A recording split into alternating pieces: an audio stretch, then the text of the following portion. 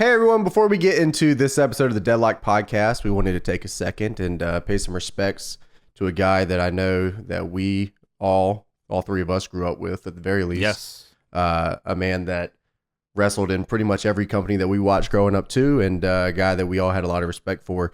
Jimmy Rave passed away this past week at 39 years old, which came to a shock to a lot of people, I think. This past year was really, really brutal for him. And he ended up passing away here. So we just wanted to take a second and talk about Jimmy Rave for a minute. Yeah, man. I don't know. Do you remember the first time you saw Jimmy Rave? I have a vague idea of one of the first, if not maybe the first Jimmy Rave match I saw. What was yours? It was CZW. I think this was 2002 or 2003. It was Jimmy Rave taking on AJ Styles. And I think AJ may have been NWA champion at the time. I think NWA Wildside was still a thing, or still relevant at the time. Sure. So I think Jimmy was a regular there, and they were kind of sharing talent.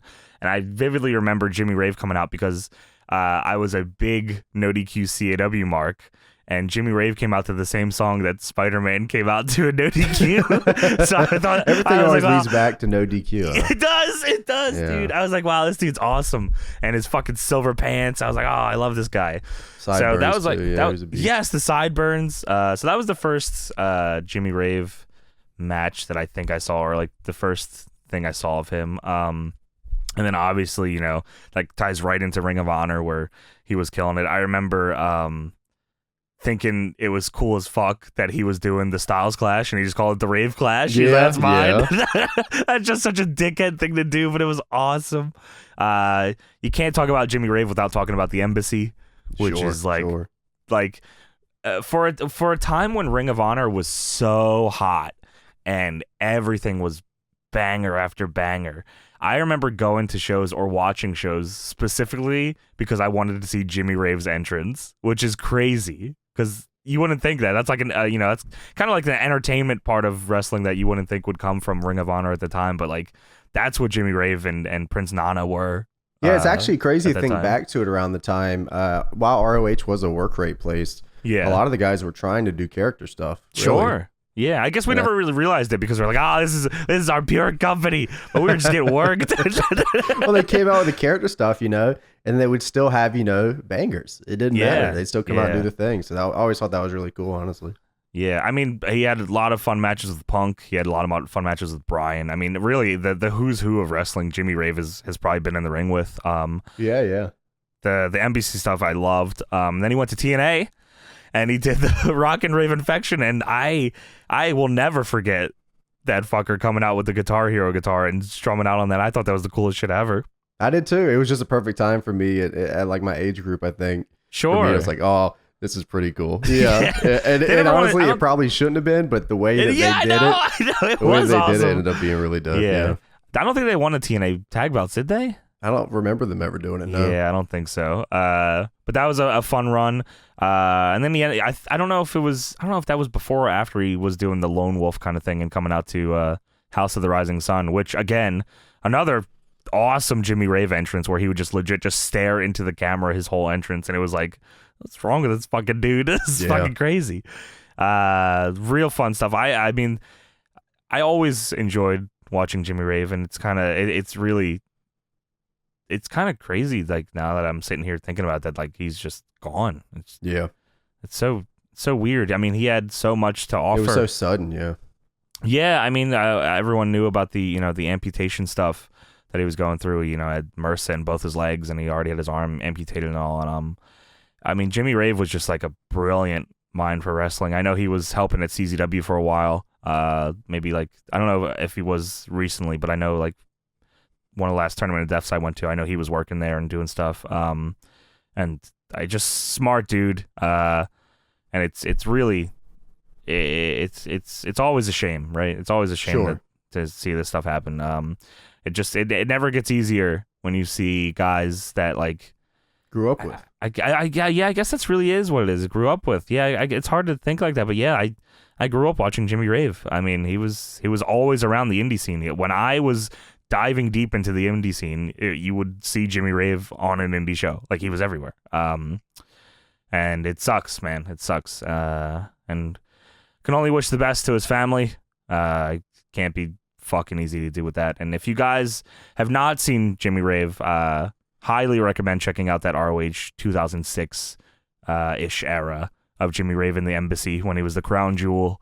And man, just see, I mean, you would want to go to ROH shows to throw toilet paper at Jimmy Rave in the Embassy. Like, it's true. I mean, on top of all the awesome shit that was going on the shows, you wanted to buy toilet paper to throw at Jimmy Rave, which is like, that's fucking wrestling, man. That's, yeah, for sure. That's all it is. So rest in peace, Jimmy Rave. A lot of fun memories, man. You absolutely made wrestling fun for us to watch. The boys are back in town. Welcome back to the Deadlock Podcast, episode number 100. Go. The fuck?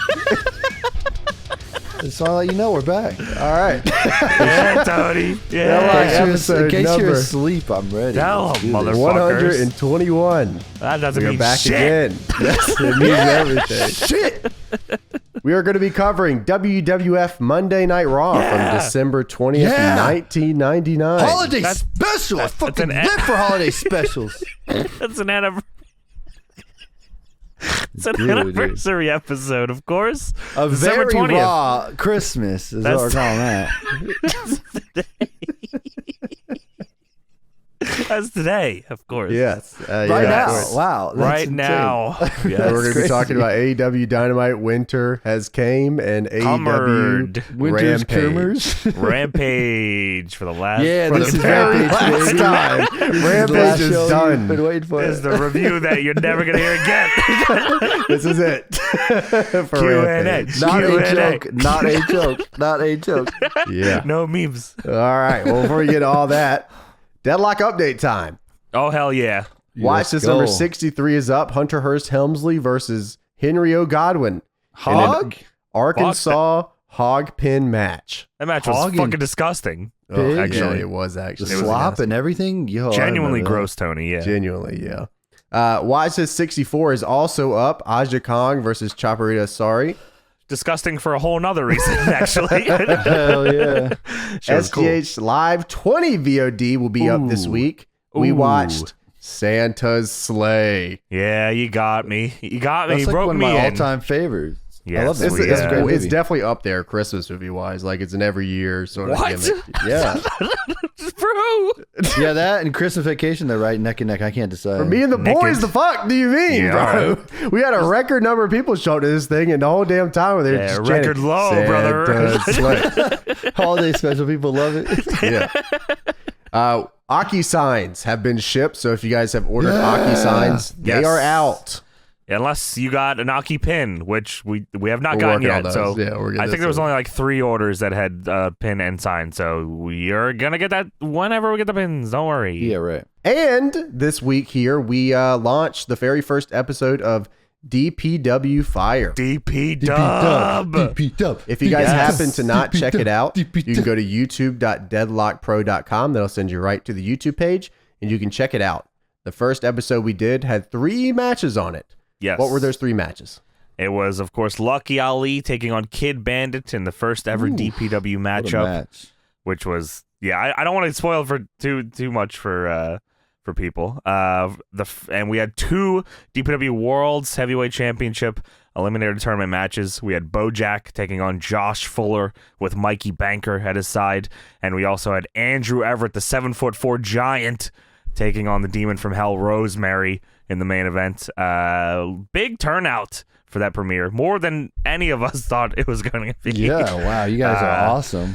Thank you all so much for coming out and supporting and making us look very, very good. I think a lot of people were stunned and hopefully had to eat a lot of shit because I think a lot of people did not expect shit from this, and they can go to hell. There was legit people who said, "Oh, you're actually doing it like a thing." Like I thought it was just I had a video game friend thing. that I had friends that said, "Hey, this is not a video game thing." No, man. I dude, think, it and was- maybe now people believe. Universally, from everyone I saw, they enjoyed it because I didn't look at anyone that didn't like its messages.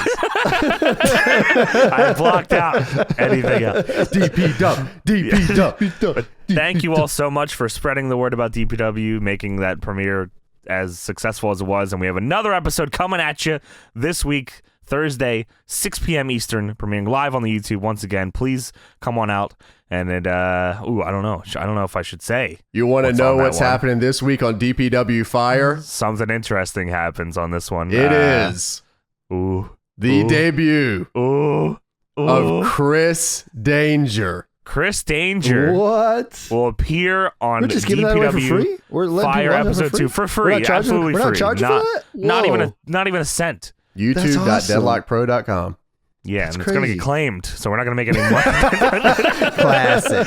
Fucking Chris Danger using fucking 2K music asshole. Vintage. Oh, no. I didn't even think about that. Bitch. Great. Thanks, dude. That's going to be awesome, though. I'm super excited to get that up. And thank you guys so much for all the support on DPW. Yes. I was just sitting here some days and I'm just like, man, I can't believe this. It was a very emotional day, Thursday. It was pretty fucking cool, man. So, thank you all so much for supporting it. And please keep supporting it. And hopefully you enjoyed it. And hopefully you find some new wrestlers to enjoy and some that you haven't seen in a while or maybe somehow haven't seen ever. I saw a lot of people saying, wow, I never saw Andrew or Rosemary wrestle, which was mind-boggling. What a match was my mind. That's crazy. Fuck, yeah. That's what I feel like the boys agree. That's kind of what we always envisioned was DPW was our way to use the platform that we are lucky enough to have to introduce or reintroduce you to some wrestlers that they'll probably all be signed in like a month, actually. Yeah. So get in on the ground floor, brother. 2022 is going to be a very, very big year for DPW. We got plans, and they don't stop going up, baby. So, and the next plan, January 8th. Stick along. In Raleigh, North Carolina, January 8th, DPW, you already know. Tickets still on sale, dpwtix.com. If you enjoyed that first episode of Fire, you would love the live experience of DPW. There's nothing like it. We're going to have 4 DPW Fire episodes. They're all leading up to storylines and everything leading up to that January 8th show. If you're on the fucking fence about it, hop off, get your ass over there. It's going to be awesome. dpwtix.com, Raleigh, North Carolina at the Raleigh Convention Center. Huge ass convention center, bunch of cool shit, bunch of fucking wires, a bunch of wrestlers you're gonna really like. Bunch of fucking rental chairs, hopefully not destroyed. And big shout out to everybody that's already committed to the DPW tier on our Patreon. Hell yeah. You guys, we can't actually tell you how fucking big of a help that is. All of you already digging those toes into the DPW tier. I know a lot of you were excited to see your names at the end of the Fire episode, which we were also just as excited to see Rikishi's fat Taco Bell ass or whatever the fuck was on there. I think I saw there's a few Dick the Cock Johnsons on there. Too many Cock Johnsons on there. But we're going to have some fun stuff coming up on there as well. I'm working on a little behind the scenes video that we filmed over the DPW Fire tapings to give you a little extra there. And of course, DPW Spark, the first edition of DPW Spark will be going up there hopefully before the end of the month. And in January, if you're in the DPW tier, you get DPW You Already Know, and it'll premiere. We'll get all that info at you as soon as we can. So before we get into the rest of the shit, let's go over the Patreon shouts outs. Speaking of Dick the Cock Johnson, I'm sure there's a fucking few of them here. Give me all the cocks. I thought we were talking about Patreons. Yeah, let me get a soundbite of that. $1. Hold on now. Editor. Hey, how's it going? We can't get one. We'll never get one. $1. Tiger Dactyl. Trevor Spriggs. Trevor. Exodia. Randy Fazio. Like Pokemon, right? Ryan Sudol. Yeah. What did you say? Huh? Ryan. Yeah. Go on. What did you just say about Exodia? Huh? I wasn't talking about Exodia. I was talking about Tyler Schmidt or whatever you said. Bash the Outcast. $4 tier. Tom Ellis. Tommy. $5. Joe the Jaw Breaker. Wow, Tyler Sweet. Whoa. pretty cool, Cody actually. Jackson. I like the that Millie one. Mania. Millie. Tick. The This was good, actually. Oh, no. Tick. The Talk. Clarkson. That's the boogeyman? That's awesome. Lolly Poop Deck. What the Lane fuck? Ferguson. How lucky is Lucky Ali if Lucky Ali can be lucky? If anyone can get that chant going at DPW, you're all kicked out. And Lucky Ali will whoop your ass. Pseudo. $9 tier. Jade Sumil. $10 tier. Isaac Cox, Chris Feet, and Dirk Flood. Is that one name? Yeah, Isaac that's the one Cox. guy again. There are 3 people sharing it. Yeah. Guys, The go Young ahead. Boomer, Jen Froggy, me. I Yes. Love Big Meaty Boys 6969, Storm That's Later not anything. 01, How do they know my password? Keena Lal, Ooh. Ben Houston, Coach. Ben Hughes. No, no, No? doesn't listen. He doesn't No, Is it's Ben Ben Hughes still in Houston. the lineup, brother? Yeah. Ben $12 tier. Hughes. TPA podcast. What the hell? Podcast. Talk about $30.50 tier. Miss Rosa. Fire. $19.50 tier. Adam. James Kelly. It's 3 people again. No, they just got 3 first names. It's The like James fuck, Darnell, bro? but with an added one. Yeah. $25. William Leach. Yes. Tammy. Tammy. Awesome Sauce TV. Let's go. Zachariah and the go. Skiwo Kid. Oh. Brady. Johnny Zach. C. Ace of Spades. Ooh. DJ Pelode. Wow. Eric Morrison. In the $34 tier, Jake McConnell. And still, the Patreon champion of the world, Chase. Win Little Guido Best Theme Sag. Nasty at $169.69. Chase, you might Next get week. your dreams might come true very soon, Chase. Thank you, firstly, for being the DPW. I keep with DPW. That's just natural now. The Deadlock. DP Dub. The Deadlock Patreon champion. I gotta. There used to be a championship history page. Someone's got to update that. Shouts out fix to you, that. Chase. Thank you so much for the support. And if everyone will just let us stop fucking reviewing Rampage, we'll talk about Little Guido's theme song. Forget about it. All right, it's time to get into WWF Monday Night Raw for December 20th, 1990. Very raw Merry Christmas. Very raw Christmas. If It's there was a real TNA raw. tagline at the beginning, that's what it would say. A very raw Christmas. Get it raw. Raw Christmas. Raw dogging, no Fuck condom. her right in the pussy. No condom, raw. Yeah. Hey, where's that guy going? Get the guy back here. Get back here, fucker. So from the Observer, December 20th, 1999, Wow. Barry Blaustein's Beyond the Mat has gotten a shit. national distributor in Lionsgate. Holy The shit. movie will be okay. released in theaters nationally probably in late February or early March. Oh. Wonder how that'll do. No one will probably remember it. Yeah, I don't think so. There has still been no discussion stemming from either Heyman or Shawn Michaels to WWF regarding asking him to appear on the January 9th pay-per-view show. This is like one of those, you remember those old Game Shark like cheat codes or like back in the day where people just made stuff up because there was no like, you couldn't go on the internet and check I it. feel like we talked about this before, though. We did. We're getting an update on it, I think. Right? But yeah, no, you're We right. keep- Yeah, The only It updates we get feels- is that it's either happening doesn't or it's happen not. yet. Yeah. The So update is there's no update, and it actually didn't happen. it's like when you move the truck and Muse underneath it. It's like, oh, if you move ECW, Shawn Michaels is also yeah, there. you eliminate 1,000 people in No Mercy Survival, and you unlock Owen Hart. Yeah, it's exactly Whoa. that. Fucking this never happens. And I don't even think it gets close to happening. Heyman does, though. It appears that Heyman will agree to use 2 people in WWF developmental, which is what the WWF wants him to do.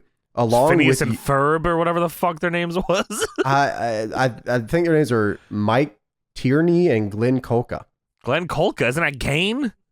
Is Glenn No. Kolka Kane? Kolka. No, that's not Kane. Kane. No? All right. All right, Glenn- well, I thought. All right. Well, there is a name that you might notice here. Vic Grimes is also in that group. Whoa. Vic Grimes from infamous times like New Jack wanting to kill him. And That's him his whole almost killing New career. Jack. That's his whole career. Oh, Heyman what was is- it? He was in what was his WWF name? Oh, it was like Key or something like that. Yeah, it His was gimmick key because it was a he key sold of cocaine. coke. yeah. Yeah. Well, Heyman is already using him full time, and he likes To sell coke it's a shoot to the and a work. boys. Yes. Heyman is already using him full time and likes his attitude because he works ring crew along with wrestles every night. Yeah, his attitude. Yeah, he love breaks that down attitude. the ring and wrestles. Yeah, that big ass attitude. Oh You shit! gotta I keep working forgot for free, Vic son. Grimes was a fat Mordecai. Holy shit! Yeah. That's fucking. That was Key. Well, he's under WWF developmental currently, and WWF wants him to use Vic Grimes, Mike Tierney, and Glenn Kolka Kane, if you might know him. Otherwise. Kane, of course. Some may call him that. Not Kane. Fucking, what do you mean? Big Glenn. Kane. Not Kane. They shined him up real nice, turned that something sideways, and put it right back on Raw. Glenn Kolka on ECW. Kane on ECW. Yeah, we're going to have to get up with the Observer about that. I'll ask, I'll write in. I'll tell you what typo. they say. Yeah, Glenn Kolka here. I'm not sure. Well, they used, he used all these fucking guys, and then Shawn Michaels never shows up. So, whatever. He said, I'm not working a show with Kane. Yeah, can you use all these guys? And then Shawn Michaels, Glenn Kolka's on that shit? We're planning on making this guy Kane. What do you think of that? And Sean said, no way, brother. That does not work for me, dude. I want to be Kane. Tori Wilson has signed a... Made that all up. Just lying. What? I'll be damned. Tori Wilson signed a 2-year contract with the WCW. Ultimately, part of the decision, according to her, apparently came down to the fact that she felt safer working in WCW. And listen to this. Really? Wow. Didn't want to risk signing with the WWF and being put into a lesbian angle or something. Huh. Well, Perry Saturn was on the LAW radio show in Toronto on December 11th, actually, in 99. Yes. And said that since the new creative team took over WCW, there has not been one good television show. That's awesome. And well, Perry Saturn shows up in WWF soon. So yeah, what the I mean, I obviously I remember Perry Saturn being there for a while, but like there's nothing true. Like he didn't really ever have like an angle. He was just he was a guy that they used, and he goes in this group and he's in this group, and never really did too much with him, really. Yeah, I mean the WWF. But I guess WWF didn't really do. I mean, they get Moppy. That was pretty sweet. Well, he came in and got heat, and then God, yeah, you were just talking kicked about that guy's ass. We're talking, I mean, people hold grudges. Damn, he kicked that. Why'd he kick that guy's ass so bad? Fuck. Bad night. What was that guy's name? Saturn. Mike Bell. Glenn Kolka. Yeah. No, Mike Bell. Mike Bell. God, if you haven't seen the Perry Saturn Mike Bell fucking thing, It's an all-timer No, video. Glenn Kolka was right. What'd you say? Holy Glenn Kolka? shit. Yeah. That's what I said. Yeah. All right, Thank you. sure. Yeah. God, he dumped that fucking dude on his head too many times. Well, the Observer, December 27th, 1999. Yes. Curry Man, otherwise known as Christopher Daniels, Now hold the hell on. What the? won the British Commonwealth Junior title from Minoru Fujita on the 12-14 Michinoku Pro Show in Niigata. Okay, I was gonna say, whose belt is that? I don't know that one. It's crazy to me that both these guys are still working right now. Yeah, I know, that is weird. I only wrote that down because I was just watching a Minoru Fujita match like the other day, and I was thinking, I was like, wow. I feel like we were just talking about him. I don't remember why though. Shh. Yeah. oh yeah, sorry. Bill Goldberg was injured from glass cuts doing an angle to end the Thunder show on December 21st. Was that when he smashed the side of the limo? Yeah, so at press time, he was in the hospital, and there was no details regarding how seriously he had injured himself, other than he had full feeling in his fingers and hands, which is considered a good thing, since he lost a tremendous amount of blood. This is not an angle, even though it came during an angle. The show-long storyline was that Goldberg was going to take out every member of the NWO one by one. He finally got DeRusso in a white limo in the parking lot as the show ended, and was, while wearing his shoot fighter gloves, punching out one window after another. The flying glass apparently from the window cut deeply into his tricep, and there was a massive amount of blood flowing, and towels were drenched in Goldberg's blood before he was taken away. Weird. This is one of the most infamous WCW roles ever. I mean, there's a lot of stories of Goldberg wanting to do, like, I'm pretty sure when they did the gimmick where he lost for the first time, like he wanted it to be like a shoot stun gun or whatever, like, or shoot cattle prod. Like he wanted like a real one. Yeah. Like, and then there's the story of him going Goldberg mode and smashing his head in the locker room. Fucking, that was awesome. I'm going Goldberg mode. I think that's what the kids are doing these days. You're supposed to use a lead pipe or something, but he dropped it or something as he was running after him. Wasn't that the deal? I believe that he said, "I'm going to just do this with my hands because I'm Goldberg and I can just do it. I'm in Goldberg mode." I think so. I like that story better. Okay, that's what happened. Yeah, he turned Goldberg mode. Well, what were the ratings looking like for this episode. It was the holiday, so it looked like shit. No, they Raw drew a 5.83 rating, 5.55 in the first hour, and 6.09 in the second hour, and an 8.8 share to Nitro's 3.20 rating, which is of course a 3-hour fucking show. Then did a 4.9 share over the head-to-head 2 hours and 6 minutes. It was Raw at a 5.83 to Nitro's 2.74, making the total wrestling audience for the night at about 9.9 million. So if Nitro were to just not do 3 hours, if they just did 2 hours before Raw, they would have been way better off. I think they would have probably doubled their rating. Yeah. All right, now getting to the actual show here. The show opens with a cold open. Oh yeah, no fucking music. You're right. Well, it opens with a room full of presents and Christmas hoopla. And it's Triple H and Stephanie. Yes, and the decorations all over the place. The Mean Street Posse's there in suits. They're all just hanging out. And you convinced me that Triple H wore this hat and this jacket and these pants every Raw straight for 3 years. He wore it not only there, he wore it outside of there too. He wanted it in the car rides, on the long, the byways and the highways. He just saw that was his the hat outfit when he got brother. married. He got married in that hat. Yeah. That's a big hat for him. Yeah. Big hat for you. Triple H and Stephanie say tonight is going to be a Raw Christmas. Yeah, it's real raw. Raw dogging it, brother. Let's Very raw Christmas. Christmas style. Yeah. Triple H says he's in the holiday spirit, and Stephanie thanks him for helping decorate the room. Triple H says no one else seems to be in the spirit, and Stephanie says, we just give. That's all we do. Oh, hell yeah, Stephanie. That's fucking true. The crowd starts chanting asshole as they were trying to get into the spirit. They would, yeah. Triple H says it's going to be a very raw Christmas show. And Rodney says, yeah, raw Christmas. And Triple H says, shut up. I think he taps on his shoulder. Yeah. I don't know what's going on here. All the on-screen lower thirds, like the truss on-screen lower thirds, are green. Yeah. It looked weird. Yeah, it looked crazy, actually. Like before I know they've done like Christmas lights and stuff, but they just had turn the truss green. It was literally the same truss. They never do it again, I don't think. So they probably realized, I like the lights. Like shit. I like the lights. The lights look good, but the lights are cool. Yeah, just the nameplates and the like all the lower third graphics. Also, like, even I don't know if you guys noticed Triple H how he set up the party or the room or whatever he did. There was a sheet on the wall with a light pointing at it. That was the setup. I see. It was like a bed sheet. Well, that works. Well, that's more than I could do. And I was thinking, if a fucking $1 billion company could do that for their get 9.0 ratings or whatever, I think we could do something similar. It'd be fine. I don't know. I agree with your old ropes. They're new ropes, man. We Fuck just off. bought those fucking ropes. Shitty fucking old ropes. Just Fucking bought bitch. those ropes. God damn it. They're new. I don't know what you're talking about. Too new. Well, Michael Hayes is on commentary tonight with Jim Ross. Jerry Lawler decided he is not going to be here tonight. I actually don't know why. He was out for the premiere of Man on the Moon. Well, we start off Raw. We have a test match. Just before that, by the way, lots of fucking pyro. For some, there's a select few of these where there's not as much, but this one, and I think maybe the last one we did, just like fucking, I felt like 2 whole minutes of pyro, just fucking pew, pew, pew, pew, pew. Maybe for Christmas, I guess. Yeah, maybe Santa delivered extra bombs. Here you go, you little fuckers. That's awesome. Well, Test starts off the show. He has a match here tonight. We don't know who it's against just yet. No.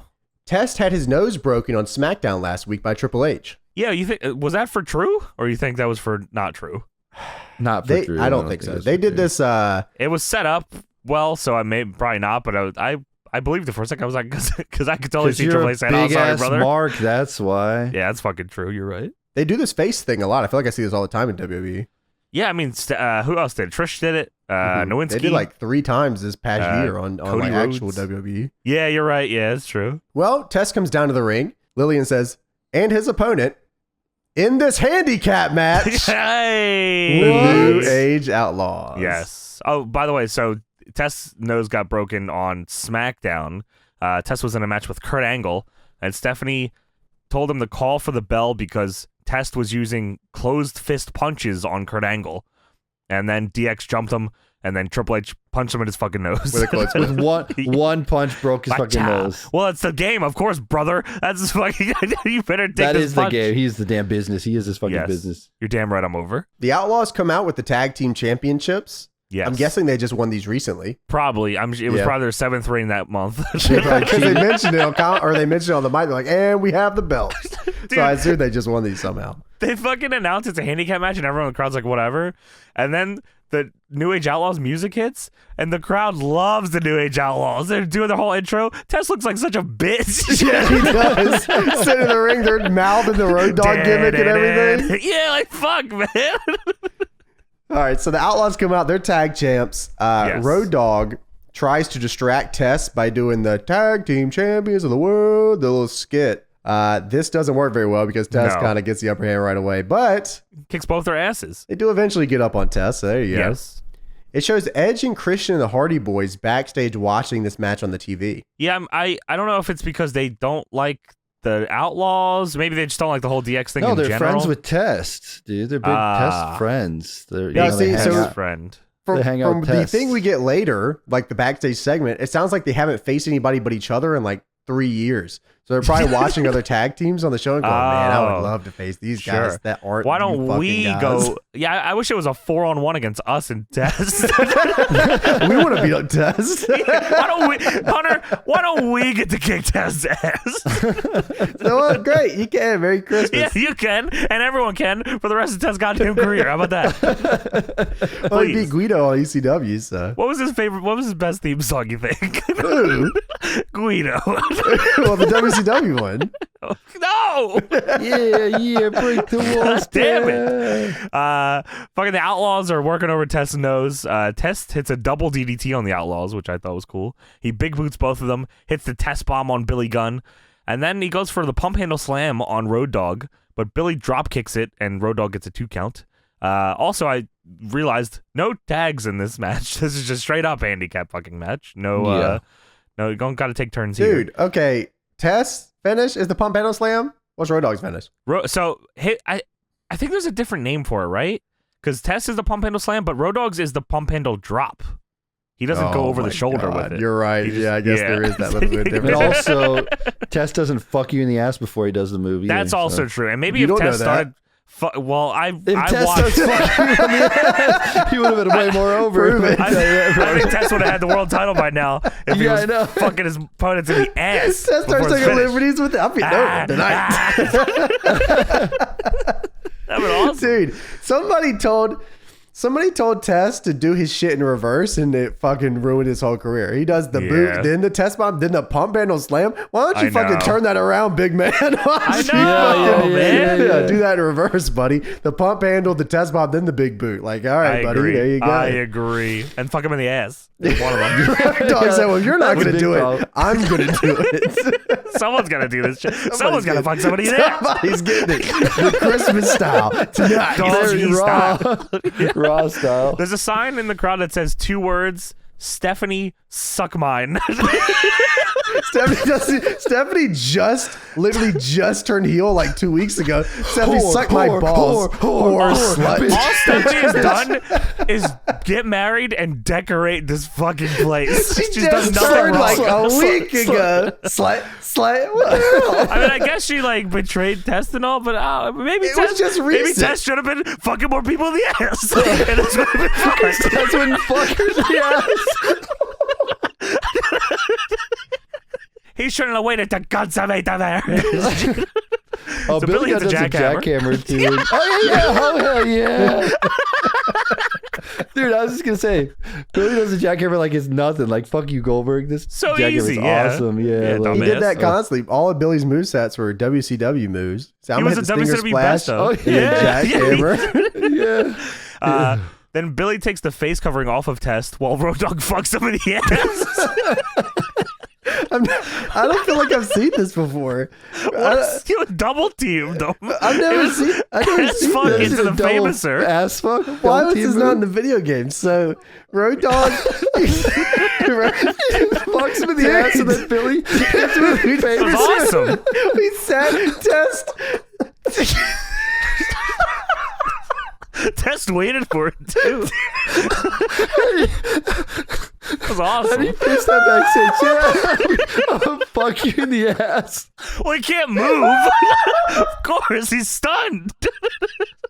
Fucks him in the ass and takes his mask off, and then gets famous. Takes his mask off. Road Dogg is giving it to him doggy style, and then Billy got to hit him with a famer. And then he loses. That's it. God. They stole his girl and fucked him in the ass, and then it's awesome, man. Dude, how did they pitch this? There's no way they pitched this, right? Like, you're gonna get it back, brother. Don't worry, you'll fuck soon. Set him up for the pump man and sat behind him for like 5 minutes while Billy was fumbling with the mask. It looked like they were gonna fucking Eiffel Tower him. I was like, what the hell's going on here? Eiffel Tower. Oh shit. I don't believe it. Tess fucking loses. Fuck you, and we cut away from it. Go to hell. Yeah, no, like he doesn't get comeuppance. Like his nose is fucking broken. He got fucked in the ass and pinned all in the same night. Wow. That's Raw Christmas style. Merry Christmas, man. Go home. What the hell, man? Poor guy, man. I know they did not protect him at all. They did him so dirty. Don't worry. He becomes the alliance guy who gets his immunity and he can never be immunity. fired. So yeah, great. Yeah, that worked. They did out. him so dirty, man. Test ruled. That's bullshit. Dude, I'm telling you, somebody fucking, they told him to do all his moves in reverse, and then like, why did no one like pull this guy aside and go, brother, what the fuck are you doing to pump handle slam? That's the finish for. Do your least cool move. No, do your least cool move as your finish, you fucking idiot. Yeah, what the fuck? I don't know, man. Even the test diving elbow would have been sweeter, man. Yeah, that move was awesome. I love that move. It was awesome, man. Yeah, well, Road Dogg and Billy took fucking liberties with Tess here. And Merry Christmas, Raw Merry style. Christmas. Oh, man. We go backstage. Triple H and Stephanie are very happy with that match. That went perfect. Exactly how we wanted it to go. Edge and Christian and the Hardy Boys asked Triple H if they can get booked against anyone other than each other. Can we saw Test, what they just please? did to Tess. We want to do that to Tess also. Yeah, Stephanie says, you like that match? Triple H says, you friends with Tess? You brothers? Edge says, we're all brothers and we're sick of fighting with each other. And then some fucking, I don't know who the fuck this was. Supposedly it was Matt Hardy. It didn't sound anything fucking like Matt Hardy, though. Says, you know, it's Christmas time and we appreciate it if you stop the games. I'm the game. I am the game. Stop me. No one stops me. Triple H says, oh, you know what? She's got an idea. You're going to have a match tonight. It's going to be Edge and Matt Hardy versus Christian and Jeff Hardy. Fuck you. God damn it. Merry Christmas. Yeah. And he says, don't stand around. Go get ready. They're already in their gear. They're all Get more ready, dumbass. Get Test ready. Get your actual gear on you, Marks. Backstage segment. Kurt Angle meets with Triple H and Stephanie backstage. Why'd we leave from backstage? You had to go. Yeah. Kurt Angle was 16 years old here. What the fuck? With his jacket. Looks like a little child here. I loved the jacket Kurt Angle. Me I think too. it was awesome. I do too. Triple H, though, not impressed with Kurt Angle's undefeated streak or his stupid-ass gold medal. Just immediately wanted to kibosh this, huh? He said, Kurt Angle, you kind of suck, bitch. How about tonight? You face Viscera. That's another guy who does the fucking anal destruction. That's not totally a different guy. It was Big Daddy V. Oh, no, yeah, it's Viscera. You're right. No, yeah, it's Viscera. It's Viscera. Steph says, it's great we have a real Olympic gold medalist. And Triple H says, whoop-de-doo. That's so impressive. It's like, what the fuck? So I'm going to TNA, man. Yeah, I'm getting out of here. And then he says you can face Viscera tonight. Merry Christmas. And then he says, do you have any of that ostrich jerky left? It had to be an angle from the other week. Okay. So Steph not happy. She likes Kurt Angle. Yeah, of course. Everyone likes Kurt Angle. Everyone wanted to have sex with Kurt Angle. Call me Kurt Angle. Bitches want to fuck me because I look like that. Steph says, why you fucking say that shit, man? Mean Street Posse starts saying, you go, shut up, man. Shut up, monkey. I love that. Raw's War is brought to you by Snickers. Yes. Sony, PlayStation, and Western Union money transfer. Just the three pillars. Really, truly. And Microsoft's Xbox, Final Fantasy X and X2, brother. X2, brother. As Yuna. As Yuna, brother. I'm playing as Yuna. What's up, corn nuts? It's just disgusting. All right, so now we got a tag team match here. Yes. The Christian boys. The Christian and the Jeff against Edge and Matt. The Hardys make their own entrance, and Edge and Christian make their own entrance too. Hardys come out with Terry, by the way, and that is to the top, and at the top. That's fucking so true. Shout out Terry, she looked great here, really. Hell yeah, man. And she was the most over person in this fucking match. No one cared about this match at all. No, there's no heat at all. Why? Like, were they just not over yet, or what was going on here? I mean, they were still with Terry, so I guess not. When does their first ladder match is No Mercy, right? When is that? Yeah, that's right. No Mercy 99 was October, so it already still working happened. it out. Yeah, I guess so. Fuck you. Well, WWF announced that they're going to go to the Greensboro Coliseum, which they used to go to around the holidays a lot.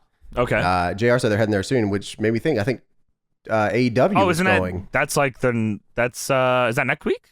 Right? Yeah, this I week? think so. Sorry. Oh wow. Yeah. Okay. Tony Khan, I think, is starting to do Carolina tours like during the holidays now, which is like what WWF used to do and what WCW used to do. So why is there is that just they're doing it because that was just tradition, or was there actual a reason? Like, is it I a think good tickets Christmas just sold territory?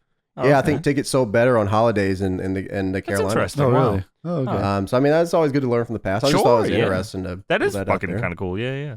The crowd though, very confused by this match. Who the fuck do we cheer here? Yeah, you think? Oh, maybe you think that's what did it to them, because there was some stuff in here that was cool, but like the crowd just did not give a fuck. Yeah, they didn't care. They didn't, like the crowds back then were like real character pops. They weren't like move pops very often, you know. They didn't realize how hot Jeff Hardy was yet. Dude, Jeff Hardy was going nuts in this match too, man. Oh my god. He dives over the top rope onto Matt. Christian jumped on the Edge. It was kind of cool. Matt goes for his splash mountain bomb, and Edge at the same time hit the blackout. There was a lot of fun spots in this. Like, they had Matt and Jeff fighting. The crowd just didn't care. The crowd started chanting for Terry. Yeah. Just like, whatever. Edge throws Jeff out of the ring, but like slides him under the bottom rope. I guess is like Rey Mysterio style is probably the way you describe it. Oh, like Stummy. Yes, Stummy. Yeah. Just fucking shake hand him out of there. Matt and Edge hit a double team on Christian, and then Jeff breaks up the pin with a swanton to Matt, which I wonder how long it took for JR to stop calling it a senton bomb. A senton bomb, yeah. He called it that forever. Yeah, I mean, it was cool here because it was a jackknife pin, so then he hits the senton bomb. Senton bomb. And so there's so much that happens right here. This is all within like 60 seconds. So like the swanton on Matt, who's jackknife pinning Christian. Edge hits the spear on Jeff for a 2 that's broken up by Christian. Christian breaks it up, yes. Christian goes for the unprettier, but then Matt grabs him and twists and hits a twist of fate. And this is all broken up by Jeff at 2. Yes. This wasn't even the goddamn finish. This was just the middle of the match. Michael Hayes says, I'm confused. Who's the legal man? And JR says, I don't know. I don't think the referee even knows. I don't know. I don't know either. I also don't have a clue either. No idea. Edge goes for the whisper in the wind, but Christian drop kicks him out of the ring over the fucking turnbuckle. That's the poetry in motion. Oh fuck, you're right. It is poetry in motion. But they also did that too, which is weird. Like Jeff would do the poetry in motion with the like kick, but Christian would do it with the splash. But they never called it anything. Edge took a crazy ass fucking. Oh my god! Yeah. Edge lands on the second rope going for the poetry motion, and Jeff kicks him in the fucking ass, and Edge goes over the top rope, over the ring post, and almost fucking dies. Crazy. Well, at least that fucking leads to the finish here. Christian hits the unprettier on Matt, and then Jeff Hardy hits a 450. Holy fucking shit! I think that was his OG finish because I think in WrestleMania 2000 that's his finish. Yeah, that's just crazy to me to see that. I don't know. Yeah, like the 450 is like. Think someone in the back said, "Oh, brother, that senton bomb you do is better. Just do that." Yeah, they didn't do that for Test though. No, they said just for Jeff. They said we got something for you, Test. Let's take all these moves away. Actually, there's a sign that said, "I want to smell the Rock," which I think someone held all night. We'll be out here later, so that works. And there was also Mrs. Triple H stands for Triple Ho. They all have good chemistry together. These guys. Yeah. I think they got a promise. These kids. Matt Hardy got a busted ass mouth here. He's bleeding from what? I don't know. It was from the unprettier. The unprettier fucked him up. He laid on his shit?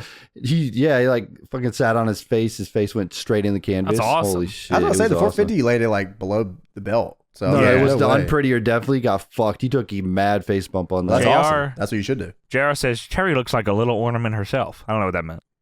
You know what that meant. What's that? The hanger on a tree? What the fuck does that mean? I don't know. Go backstage. Stephanie and Triple H are still here. We go back to the same room 100 times. Here. Get used to this shit, all right? Get used to seeing this fucking shot and hearing about this. Every other segment is this. What does Triple H say when they come in the room? Stephanie says they shouldn't fight like that, and Triple H says they're going to end up not being brothers. They're going to be sisters. I don't know. Okay. I didn't even write it down because I couldn't even comprehend what he was saying. I don't know what that means. Okay. Well, Moolah I couldn't figure it out. Moolah and May are here. Hey, how's it going? Hello. Triple H says, "Look at you two old bastards. You old fuckers. You are so old ropes. You are fucking so old. Old ass ropes. Look at you old ass ropes. Triple H says, "Here, I have some liquor for you." Yeah, here you go, May's you a alcoholic. fiend, bro. Give me that shit. Give me that shit. Whoa, easy now. Easy now. I swear to God, Triple H said, "Easy, you freak." Probably does. Triple H says, "Well, anyways, I got a match for you tonight." I got a better gift for you. You said you pride yourself on being active at your age, so I'm going to give you a chance tonight to shine like never before. Tonight, May and Moolah will be in a triple threat match against the Dudley Boyz and the Acolytes. Oh my fuck. I can't tell you. No Mercy nightmare, man. Dude, I can't tell you I was excited for this. Oh my God. I was praying the Acolytes were still healed because I was fresh on his fucking throat. Clotheslines? Oh, I want Moolah to take the spine buster. She would have done it too. Moolah tells Stephanie that she's a disgrace to the McMahon family. And Triple H says, you two are a disgrace to Depends undergarments. What the hell's going on in this segment, man? Stephanie also says you've been in the family for generations. Triple H goes, yes, generations and generations. And generations. And generations yes, and generations. break it down. You freak. Triple H says, I can't wait for JR to call this one. This one's going to be a slobber knocker. And somebody says, we should go see JR. And it fades away to black as JR saying, oh no. That was awesome. Another week of this shit. The WWF is ranked number 5 in the best entertainers of the year in the Entertainment Weekly Best of 1999. Is the entire WWF or just Vince and The Rock? They couldn't make it to hell and get the other two. Yeah, sadly. Linda and Kane. We have the McMahon-Helmsley Regime Town Hall. My time. God, they're so cool. I love They are this. the coolest, bro. Yeah. So they invite Jim Ross into the ring. Oh, fuck. I figure this is it. I think you're going to fire my ass in front of everybody. That's your style. She and Michael. Michael? Steph and Triple H are pissed. Entertainment Weekly didn't talk about them and instead talked about Vince and The Rock. Triple H says, this place looks festive, but lacks in decoration. Kevin Dunn, get on down here. Put it up now. Well, they picked some great fucking pictures, these guys. The DX music hits, and then a picture of Stephanie and a picture of Triple H end up on the big Sidetrons. And it is, surely if you follow James and I, maybe even Tony, for long enough, you have seen this picture tweeted because we've sent it to each other probably 50 times. Might as well be a sticker on Discord or fucking on a phone or something at this point.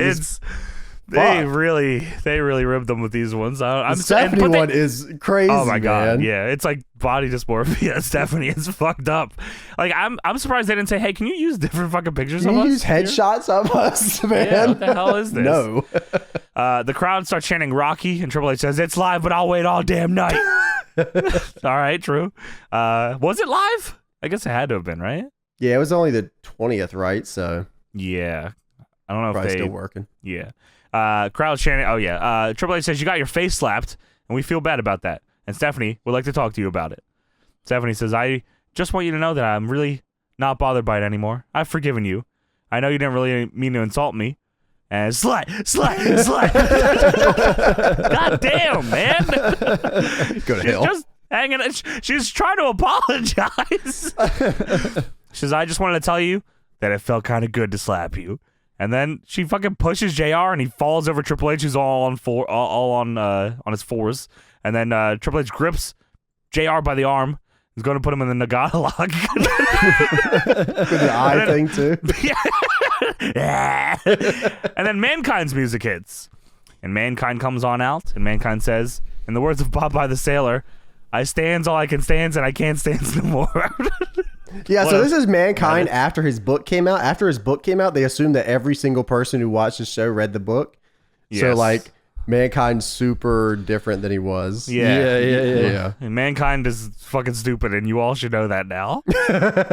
He said, I watched you pick on Mae Young, the Fabulous Moolah, and JR, so I'm asking, why don't you pick on someone your own size? And the crowd fucking pops for that. And JR says, yeah, why don't you? JR's pissed. Fuck you. He got on commentary again super quick. He took a bump and then said, I'm going on commentary. Fuck you. Mankind says, I'm here tonight to tell you flat out that I think the McMahon-Helmsley era kind of sucks. And JR says, and it's unanimous in Texas. It's unanimous everywhere. Fuck you. Slut. He stands up on the table and he's slut. Wait a minute, he's swinging his hat around. Yeah, that's awesome. Fuck you.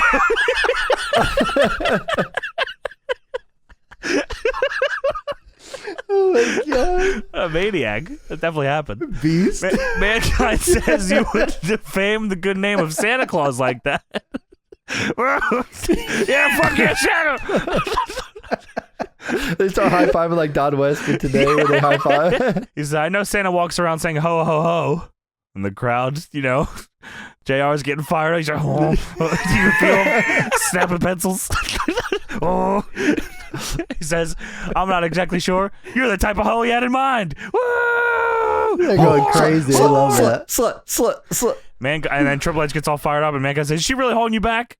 And Stephanie whispers something to Triple H, and he's happy about it. And Triple H says, she gave me an idea. You want me to pick on somebody my own size? You're a bit bigger in some areas than I am. Like my cock. Big pop. Woo! You're damn right.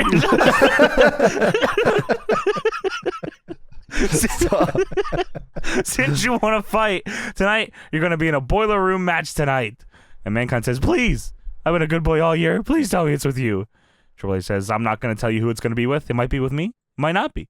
One way or the other, you're going to walk into a boiler room and get your ass kicked. And Steph says, I just want to say, Merry Christmas, and slaps the fucking shit out of Mankind. Like, right on the side of his head, yeah. Yeah, fucking whops him. And then, my time. Well, now it's time for Kurt Angle versus Viscera. Yes. What a weird. I guess, for some reason, I have a memory of Kurt Angle slamming Viscera. It was not this one. And the more I thought about it, the more it might have just been me playing as Kurt Angle in No Mercy. That's probably correct. They had Kurt Angle out here cutting promos and stuff really early on. I didn't even I guess I never realized how quickly they had him be a promo guy.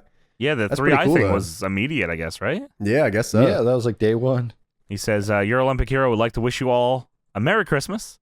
There's a couple signs in the crowd. There's one that says Kurt Angle sucks.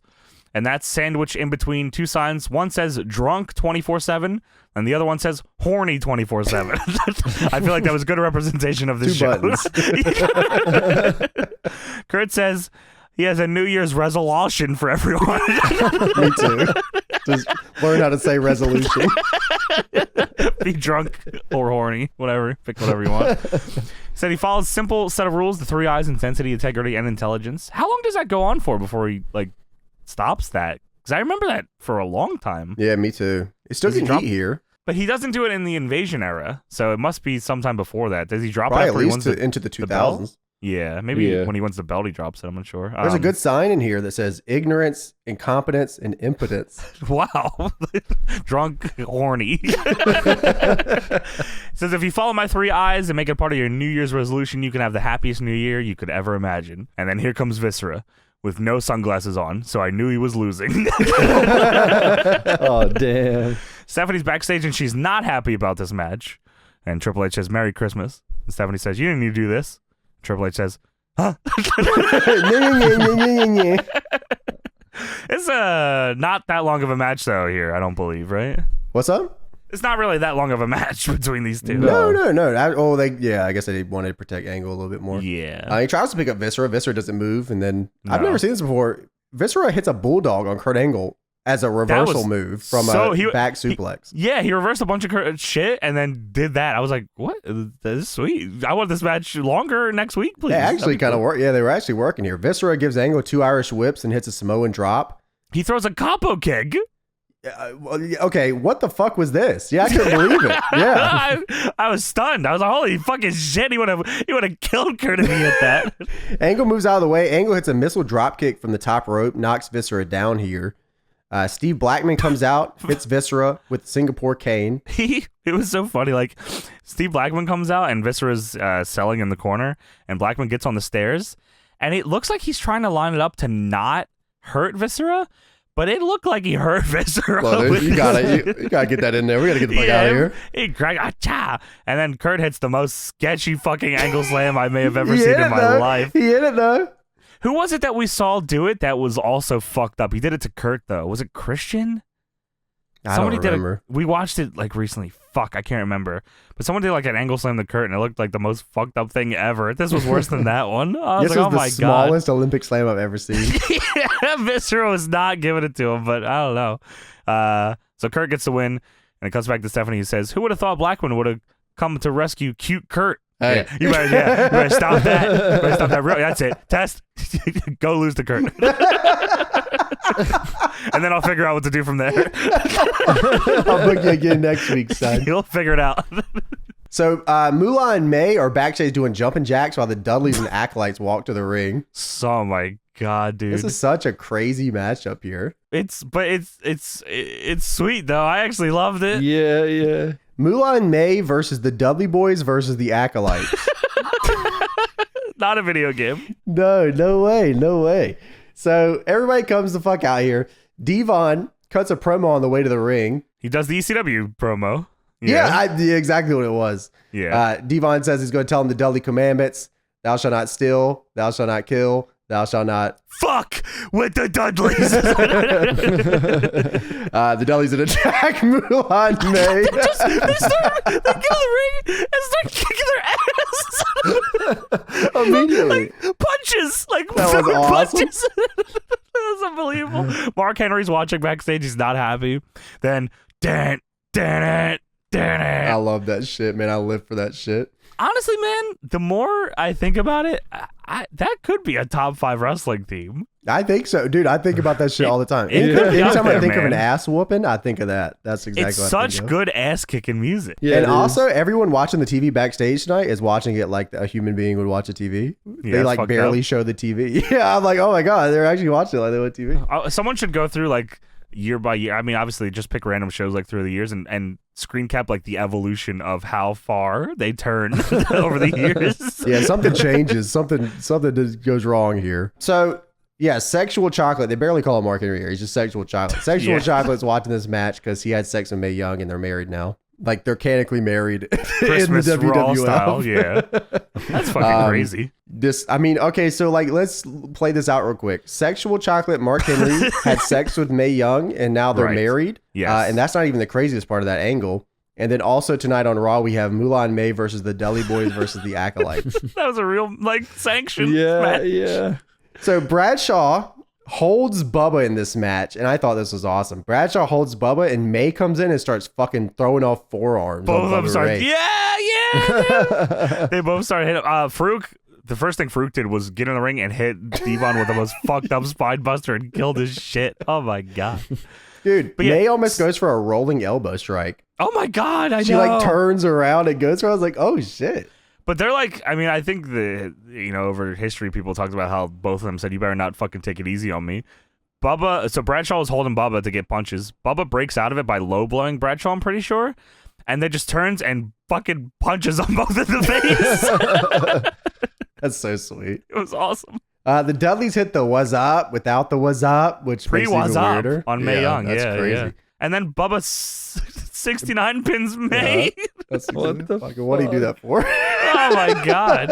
You think she whispered, "Hey, 69 B"?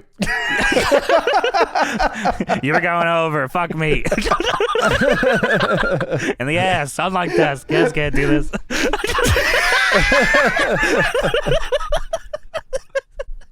Fuck me. That's Mae Young, I guess.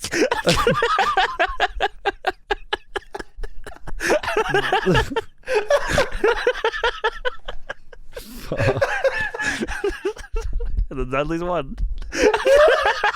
With the 69 pin, of course. Fuck me. Two ass fuck wins tonight. It was a truly raw Christmas. That's fucking for true. So yeah, Sexual Chocolate comes down. Sexual Chocolate comes down to make the save. That's his name. For Mae Young. But he makes a save, but the Acolytes are whooping the Dudleys' ass. Yeah, it's already saved. Yeah. They were saved already. And Mark Henry had to like get in the way to make the save. Like, hey, I'm helping. I love the idea the Acolytes said, yeah, don't worry about that, buddy. Yeah, and they start whooping their ass. Don't worry about it. He helps Mae up, and then they leave. So they're hugging together, and he's patting her head like she's a dog. So backstage, Mean Street Posse are laughing at the match. Raw style. Triple H says, hey, that ain't funny. That's not fucking funny. Don't laugh. Open this, Stephanie. Yeah, what's the gift? What is this gift? It was gonna reveal who Mankind's opponent is in the Boiler Room Brawl. What the fuck? Was it a Santa Claus action figure? What was this fucking thing? I think so. This is what it looked like to me. Was that a Jax Santa Claus? I didn't get that one. Gloob, bro. It's Gloob? a Gloob Santa Claus. Santa Claus. That would have been LJN, brother. Gloob was WCW. Oh, sorry, brother. Yeah. I want a Gloob Santa now, though. Gloob Santa. Who is the toy company that stopped doing the like plastic joints? You know what I mean? Or like the dog toys. That's what they called them on the documentary. They said they're dog toys. Fuck. I don't know. Was it LJN? Wrestling? It probably was LJN. I mean, well, LJN I know and Gloob and LJN, I think, were like the dog. I was talking about figures. the OG ones, the Remcos. That was like OG. Or like, wrestling did figures. they add because someone added articulation to them? I just don't. I think Remcos tried to add articulation, or Hasbro's. Maybe you're talking about.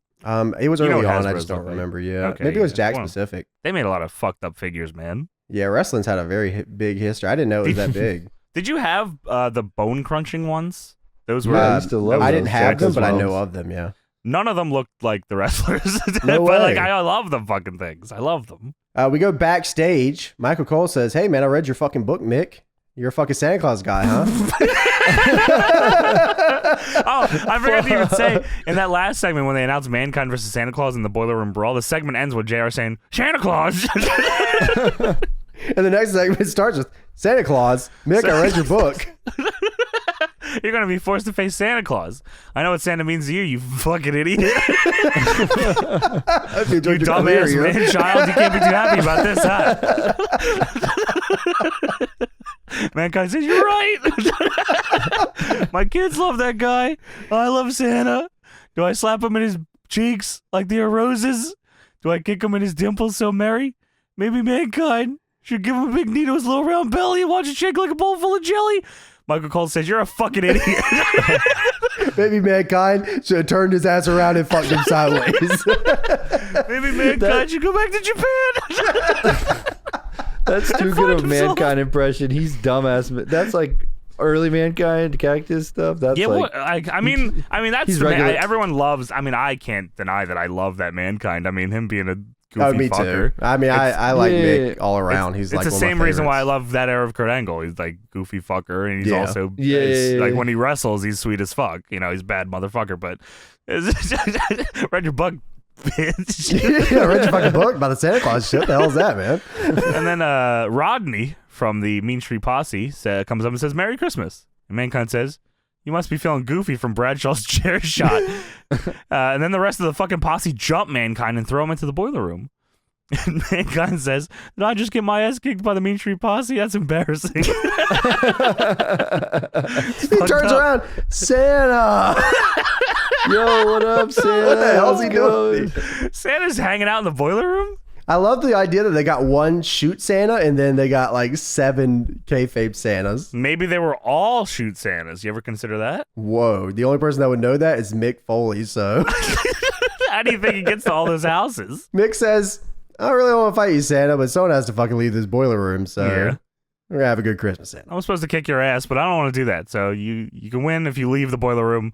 I don't need whooping your ass on my conscience, so I'm going to turn my back and you can leave. And Santa says, Merry Christmas. And he goes to leave. And 3 Santa Clauses attack Mankind. Whoa, 3 other Santa Clauses? 3 whole Santa Clauses, Tony, attack Mankind. And then Mankind starts hitting them all with trash cans. Mankind kicks all 3 Santa's asses. He puts one of them in the trash can and starts hitting it with random weapons. And then he brains one with a frying pan. And then 2 more Santa Clauses attack Mankind. This is 6 Santa Clauses at this point. We're keeping count here. 6 whole Santas. The real Santa. Yeah, the real Santa and then 5 more. Now, from what I understand, where did the other Santa go? Is he gone? Is this match not over?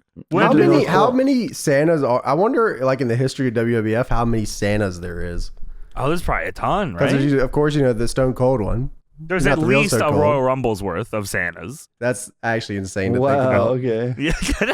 There was always a fucking new... Mankind is Santa, and he gets hit by a car, doesn't he? Yeah, he does. Full circle. So 2 more Santas attack Mankind, and it ends up being the New Age Outlaws, and they're here to finish the job. How did you know they're the New Age Outlaws? Oh, because Santa turned that sumbitch sideways. He starts dancing and fucking thrusting. That boy going crazy. Look at him going crazy. Road Dogg, please fucking stop. Are you sure it's not the real Santa? The real Santa can dance like that. If Billy Gunn was Santa Claus, I think I'd stop believing. You a real Santa, or are you a fat piece of trash? Mankind gets backdropped through a fucking table, but that doesn't matter because he gets up and starts hitting him with cookie sheets. Yeah, just fuck off. Hit him with cookie sheets, and then he picks up a fucking glass window, and I'm hard, brother. Let's go. It's about to be a Raw Christmas for me.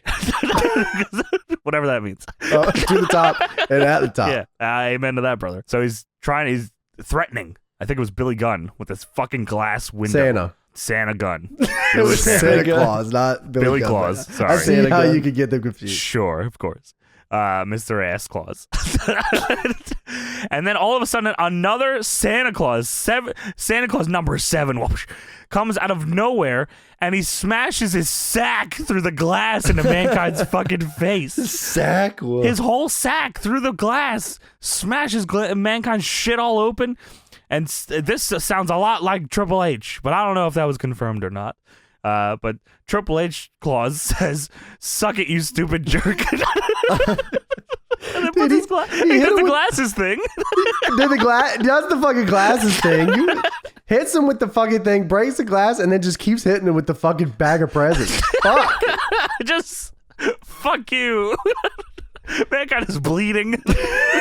Merry Christmas, dipshit. Suck it, you stupid jerk. And then he leaves, and Santa Claus's music plays, and Santa wins. Yeah, what the hell? Santa's got theme music. JR delivers a great line. He says, "I know that nose anywhere. It's Triple H." Does he say that? You fucking bitch. He does. I know that nose anywhere. It's always up someone's ass. So after Santa Claus, all the Santa Clauses have their fun. We go backstage again. Triple H is sitting there. Somehow he got Santa Claus's pants. I don't know what the hell is going on there. Oh, man. He's taking them off, and then Al Snow walks in. Al? He does say Al. Do that. They legit fucking do that. Al comes in, he goes, Triple H? Triple H goes, Al? What the hell? Al demands a match with The Rock. He wants a Brahma bull rope match, is what he says. They all laugh at him. Yeah, Triple H says, "You never come in here again and demand anything, you dumb bitch.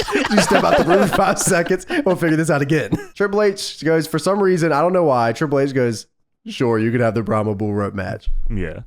Al says, yes, he is going to take, okay, actually, you probably have this written down. I'm going to let you do this part. Yes.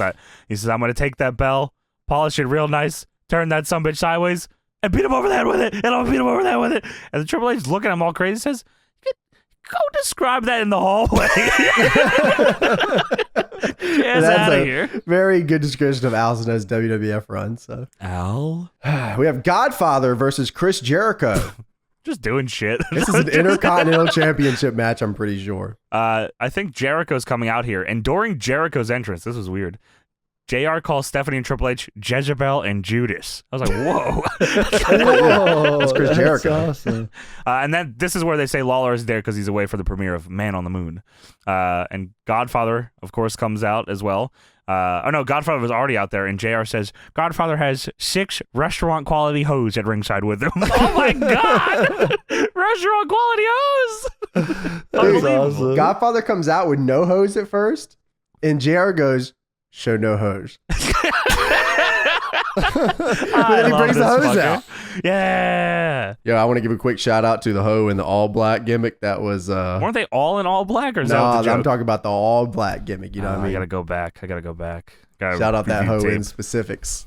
Godfather was so over in '99 that he grabbed the mic and then they talked for him. They just did his whole Yeah, shtick. Did his yeah, whole yeah. promo for him. Yeah, That's awesome, dude. So sick. I mean, him and Road Dogg, they just didn't have to wrestle. They just talk, whatever. That's so sick. Yeah, well, I mean, they both had Godfather came out with the hose and everybody talked for him and like Yeah. his gimmick was over. Road Dogg came out and he fucked you in the ass and then beat you. And like No, honestly, all equal, really. Just all 9-time Yeah. tag champ just this week. I mean, Yeah, Road Dogg had a that's pretty true. crazy run. Yeah. Jericho comes out. He's got the Girltron. Like, this is awesome. Like, this is fucking great. Godfather peeking versus Chris Jericho with the Great Girltron. IC title. Yeah, truly. Like, this was a pretty sweet. And the match was actually pretty fun. It was a short one, but Yeah. it was pretty fun. I think a weird noise goes off during this match at some point. I don't know what was going on. But I heard it in the I heard that background. too. I thought that was me. I did didn't too, realize- but I wrote it down just in case it wasn't just me. Okay. Someone in the front row had a monkey NFT sign. Whoa! Smoking I a couldn't- weed joint? Couldn't believe it. Jericho hits his triangle dropkick in this match. I thought that was awesome. I love that move. Am I fucking crazy? Does he always do it off the top? Now I'm For some reason, double guessing in my it. mind, he does it second and then drop kick. Sure, yeah. did That's it off what the I top thought. I here. thought it was Yeah. a second. Yeah. Maybe Maybe he's younger. Mandela effect. I don't know. Jericho goes for a powerbomb on the floor, Oh, but Godfather hits a back body drop. And then I've never seen this before, but he takes a standing bump into the post and steps without bumping. I'm not taking that, brother. Jericho goes for a flying sledge, but Godfather punches him in the stomach, which is probably one of my favorite spots ever. I don't know why I love this spot so much. You just go for the sledge off the did top he and flip you just over? punch him right in the stomach. Yeah, when you Yes. punch him in the stomach and they come down. I Yes, love that shit. I love that too. That's very wrestling, but it's great. Also, I don't know what was going on in commentary here, but I caught JR saying Triple H does have a large nose, doesn't he? He can't stop. He's already on a roll. Yeah, He's on a roll. fuck you. Fire me. Chyna comes down to the ring here. Whoo, does she? She looks fantastic here, man. Wow. What the she fuck? looks Holy really, shit, does really she, good man? here. God bless. Godfather sets up for the hoe train, and then the hoes get on the apron for the hoe train. I was like, oh my god, was that a part of the hoe train that I don't remember, that the hose would get up for it? But that was just to distract the ref, and then Chyna low blows the Godfather. What the fuck? Which is weird because I think Jericho won the title from Chyna. Yeah, I feel like they're feuding. I feel like it's similar to what they did with Kurt and Steve Blackman earlier. It's just, I'd rather you win so I can beat you. Okay, Yeah. sure. Okay. Yeah. But fun match. Jericho ends up winning off the low blow. Sure. Then we go backstage. Fucking BB hell. and Terry are here. Shouts out Barbara Bush. BB. Yes. Triple H tells BB she is with Val Venus and Terry is with Hardcore Holly. What a rib, because I'm pretty sure BB is dating Hardcore Holly. Is that right? Yes. Wow, that is a Yeah. rib. Okay. The first ever holiday topless top rope match. Now, I've watched a lot of wrestling. Is there a second holiday topless top rope match, Tony? I don't know. Maybe so, we got a cage no. match it now. Cage match in hell? Is that what you said? No, we have the cage match it now. Oh, yes. So here are the rules. One guy throws his opponent over the top rope, and when he touches the floor, his girl loses an article of clothing, and the match goes until the girl is topless. JR says, cool. He genuinely says, cool. So the winner of the holiday topless top rope match also gets an Intercontinental title shot on SmackDown this week. There's nothing for either of these women in this match. There's no reason for them to be a part of this. Triple H says, Merry Christmas and may the breast girl win. Merry Christmas and titty. JR yells at the title song, so who's going to be topless? Show me your fucking boobler.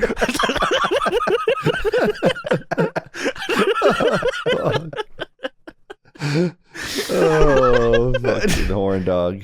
Val Venus versus Hardcore Holly. Val Venus is the Europeans champion right now. Hold on a second. Now I let you get away with a lot here, James. It was never fucking called Europeans. Yeah, it was the Europeans champion. That was Val Venus. Intercontinentals. So, of course, I was watching this with Deb, and Deb was very upset at the decisions BB and Terry made here because, of course, the stipulation is one article of clothing comes off each time.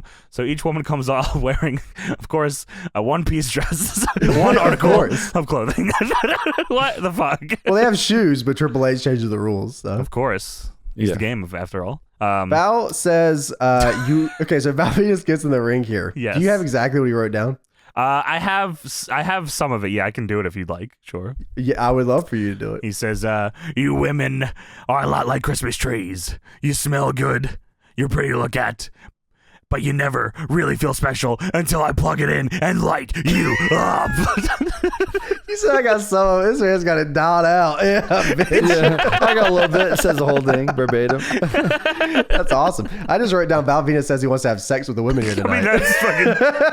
I could have did that, but I figure, No, I respect the commitment. Doesn't even make fucking sense.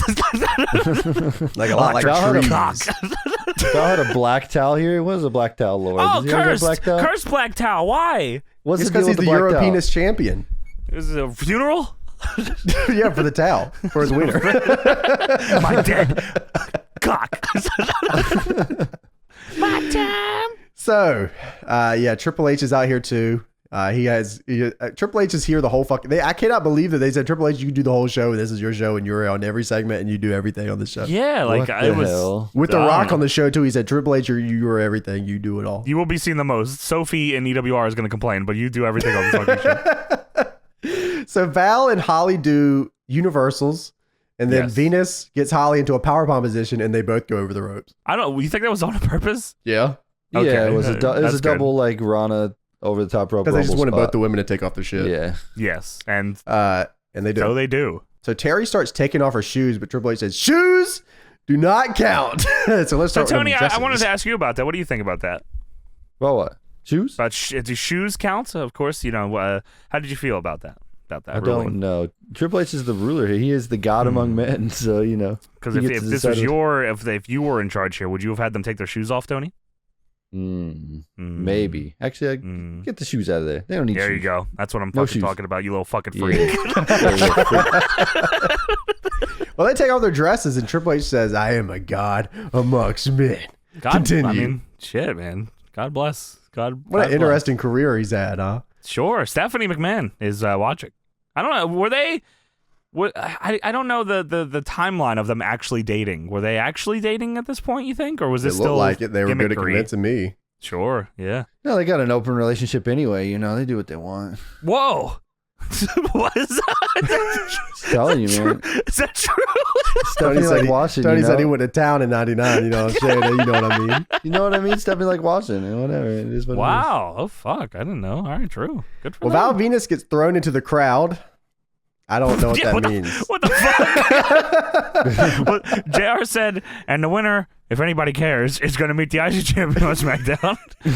Val goes over the top rope, he's trying to skin the cat. Bob Holly slides underneath the bottom rope to the floor, pulls Val off the rope, and then dumps him into the crowd, and then Bob Holly wins. He wins. Yeah. I literally wrote down, I don't understand what's going on. I don't think they knew either, because Val's feet did not touch the floor. They was like, all right, fuck this is over. Fuck this. Well, Triple H says, and then Terry just leaves. Terry, yeah, I guess because I don't have to show anything. How did she know what the fucking finish was? I didn't even know what the finish was. Terry just left. Because it's a work. You mark over the fucking barricade. Terry said, I'm out. I'm fucking leaving, man. Okay. Triple H says, BB, you have one article of clothing left. I don't understand how that fucking works. No clue. And he says, don't anger me now. Let those puppies free. He says, I will say it again. Your job is on the line. And JR says, you might want to put the women and children to bed, folks. And then BB goes to take off her bra. And Triple H steps in front of her and covers her with the jacket. And she takes her bra off, and everyone's pissed off, especially JR and Val Venus, who lost the match, who is more upset about that than the losing the title shot, which I guess is for his gimmick. Triple H says, "Do you see what I see? No, you don't, because you're a bunch of idiots, and I'm the only one that gets to see the show." And then JR says, "Do you hear what I hear? You're an ass. You're a jackass." You suck. I hate you. That's fantastic. JR, man, what a beast. Shout out to BB, though, man. That Yeah, must for have real. Been tough on her. Last week on SmackDown, Mankind used a bowling ball on Al Snow's balls. And he had a blue shirt on. What the fuck is his problem? SmackDown sucked last week. Al Snow went into DX's locker room and then fell back out, and then Mankind pinned him. Why did he fall back out? Well, of course, it was The Rock's locker room all along, not He DX's. covered the name on the door. Why? Get fucking Scooby-Doo, bitch. Scooby-Doo. Get fucking What kind of Wile plan was this? The Coyote. Rock planned this out all night, so we're going to put Al Snow into this locker room later? Yeah, I guess so. You just want to keep fucking with Al? But, like, the circumstances to get to that are so absurd. That was a whole night rib. Like, he had to do that real early. Yeah. I bet he felt really fucking good after that work. He said, Hell holy yeah. shit. What if it didn't work? Like, Exactly. wasted It's time? absurd. Yeah. I loved it. It was fantastic. We get Al Snow versus The Rock in a Brahma bull rope match. Now, what are the rules to a Brahma bull rope match? I have no idea. It's just a bull rope match. You had to dump him over the barricade. Which I don't even know the rule. I don't know. Maybe Terry might know. Yeah, it's right away. Are bull rope matches not no DQ? They are. Well, this is a They are. Brahma bull rope match. So DQs. Yeah, whatever. So Al Snow's no weird. one's ever even seen this match. We might be the Do you have first to people touch who've the ever four seen corners this. too? Is that a bull rope match? Or is No, that not a because bull rope? that was You that's pin. strap. I think match? that's four corners. I think that's just what it is. HLA What's match. strap match or Caribbean Yeah, strap? What's a Caribbean strap match? Is that the same? That's Carlito. No, Savio Vega, right? That's just. Yeah. Do you touch I think the that's corners just or legal, pinfall? right? It's just legal. We had this Right. conversation about the strap match. Yapapai strap match. Yeah. Oh, that one was fucked. Because Yeah, but you had to he touch touched the four corners and then pin, and but all he this only touched bullshit. 3. He touched 3, pinned, and then touched the 4th. Oh fuck! I forgot he touched after he pinned. And then he looked into the camera and said, "It's a work, Mark." This is just like a regular match, except you're tied with the bull rope. He said, I'm getting paid no matter how many of these I hit, brother. So Al Snow comes out with his heel song. What did you think about this song? I used to like it. I used to like it back in the day. I didn't hate downloaded it, actually. Kaza or LimeWire or something back in the day. Yeah, true. And I thought, so no head, but he came out with head. There's a long sign that's like a bill that has The Rock's face on it. Looked kind of cool. And there's also a "Give Me Head" sign. So this is going great. Nice. Remember last time we watched Al Snow? He was so over. Like, he was so over. Yeah, I they don't said no, remember why. bump that. Get Scooby-Doo, bitch. Mick Foley probably went to Vince and said, "Let's rip Al and take all away his shit." Fuck him. Yeah. He said, okay. He wrote a book and shit on Al Snow the whole time, and Vince said, "Ha ha ha, me too. Let me have some of that." I love to think the only books Vince ever reads are the ones that his wrestlers write. Probably. Yeah. That's the only literature he gets. The only movies he's seen is the ones he's produced. Shit. I've never heard of a movie with someone with a 3-foot cock. Hell, Can we do that? Scarface, Razor Ramon. The hell's this? We just saw that last week. What the hell? Well, they stole this from me. Can we sue this guy? Goddamn, What the fuck? pal. The Rock is on the middle rope posing and cutting a promo. Rock says, "Jabroni." That's how he addresses Al. Jabroni.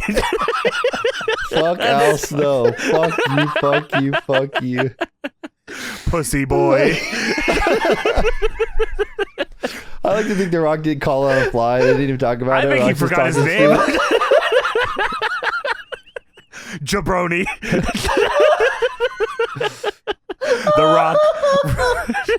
The Rock realizes what type of match is at hand. So The Rock says, "You left him with 2 choices." Jabroni. That should have been the whole promo. He just jabroni and gets in the ring and whoops his ass. Kicks his ass and bends him. Get fucked. Rock style. Get rawed on Rock. Oh my god. Jabroni. He's in like the coolest position ever. He's like on the second rope, like flexing. Yeah. He does the finally bullshit. He looks at Al. Jabroni. That's it. Fuck. You can't go back from that. You're done. Yeah, what do you do? Well, they did something here, brother. He says The Rock realizes what type of match is at hand. So The Rock says you left him with two choices. The first choice is The Rock gracefully bow out, walk up the ramp, and you're declared the winner of the match. The second choice is The Rock is the Brahma Bull, and we're in the great state of Texas. The Rock figured he'd step down from the ropes just like this. Step through the ropes just like this, surrounded by the millions and millions of Rock's fans. And The Rock says he'll just whoop your monkey ass all over Houston. And then Al tries to jump him, and Rock starts whooping his ass. Hell yeah, that's exactly what I came here for. Bitch. And the match begins. Rock clotheslines Al to the floor. Both are tied to the bull rope. I don't know when that happened. Fucking blinked and missed it, I guess. Al hits Rock in the head with a bell. With the bell of the bull rope, of course, for a 2 count. There's a buck suck sign. I don't know when they figured that out. Al chokes the Rock with the bull rope and climbs to the top rope, and he's trying to hang the Rock with it. And then Rock bumps, Flair bumps him off, and then they do the exact same spot again. What the fuck happened there? Did they? I actually don't know. I didn't think Rock even pulled him down. I thought he just took a bump by himself. You think that's what happened? He said, Jabroni, you fucked it up. Get back up there. You monkey ass. He's like all the way across the ring. Jabroni, you fucked it up. Jabroni, what the hell was that? Get your ass back up there. Oh, man. You gotta let The Rock pull you down, son. Maybe. He needs to do it again. They do the exact same spot, and then The Rock hits Al with a Samoan drop for a 2 count. The Rock starts arguing with the referee. Like, the ref starts yelling at Rock because he's beating up Al in the corner, and then Al low blows the referee with the bull rope, and then The Rock hits him with the bell. What the fuck is happening? Why are there DQs? And if there isn't, why did they bump the ref? And why was the ref yelling at The Rock? What is happening? I thought this is the last. I thought the show was over after I thought this was the main event of the show too. I was so confused. I was like, oh, okay, then we just whatever. What is fucking going on? So Al gets a chair, swings the chair at The Rock's head, but The Rock ducks and DDTs him onto the chair. And here comes the fucking Santa Clauses. The New Age Outlaws. The Outlaws run out and get brained with the fucking bell as well. The Rock bumps them both out of the ring. He hits a spine buster on Al and goes for the people's elbow. And then Road Dogg hits The Rock in the back with a chair while he's on the floor as he's going for the people's elbow. And he fucking falls. And then Al covers him. 1-2 kick out. I was like, oh my God, thank God. What the hell? Road Dogg gets in. Rock hits him with a rock bottom. Billy Gunn gets in, hits Rock with the Famouser. Al covers him. 1, 2, 3. Oh, what in the fuck? Oh, what the fuck? Oh, what the fuck? What the fuck? Al beat The Rock? No, I wrote Al covers him and then all caps wins what? LMAO, no fucking way. Crazy, insane, actually. I thought they were gonna reverse the decision or something. I can't believe this jabroni won. Jabroni. Couldn't believe it. It's been a good night for the New Age Outlaws. Yeah, and Triple H. Yeah, we go backstage after that.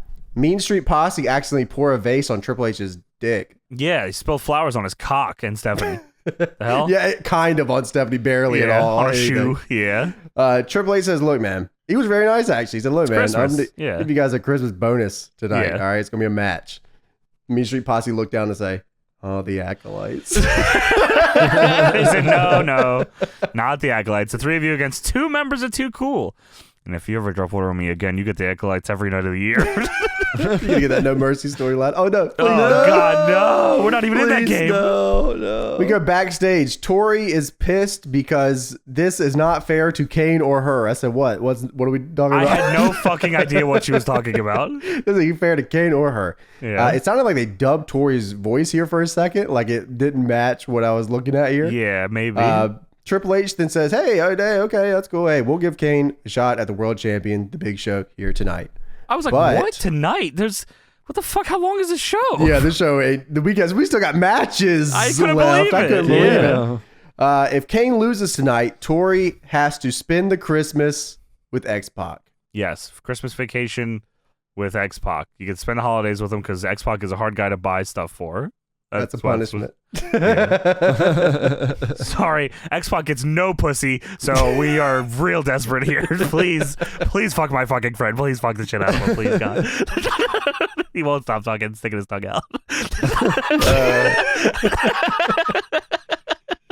Mean Street Posse versus Too Cool. Yes. So Lillian announces this match as a 6-man tag match. Yes. It was supposed to be a handicap match. And announces their combined weight of like over 800 pounds. And they were like, what the fuck? That can't be. And no, it is a 6-man tag. Get worked. They go to complain to JR, and JR says, fuck off. Fucking Rakishi. It's Rakishi in there. We can't do nothing over here. Yeah. So JR says the posse's chestnuts might be roasted on an open fire here tonight. Bitch. You little shriveled nuts. Rikishi, he comes out. He's got the hourglass figure. He's looking good as hell with his big ass. With his ass. What are you doing with that ass? Damn, bro. That's awesome. Yeah. So we get into the match here. Scotty does the worm, and it's not a big spot yet. No. JR says, what is that, the centipede? What the hell?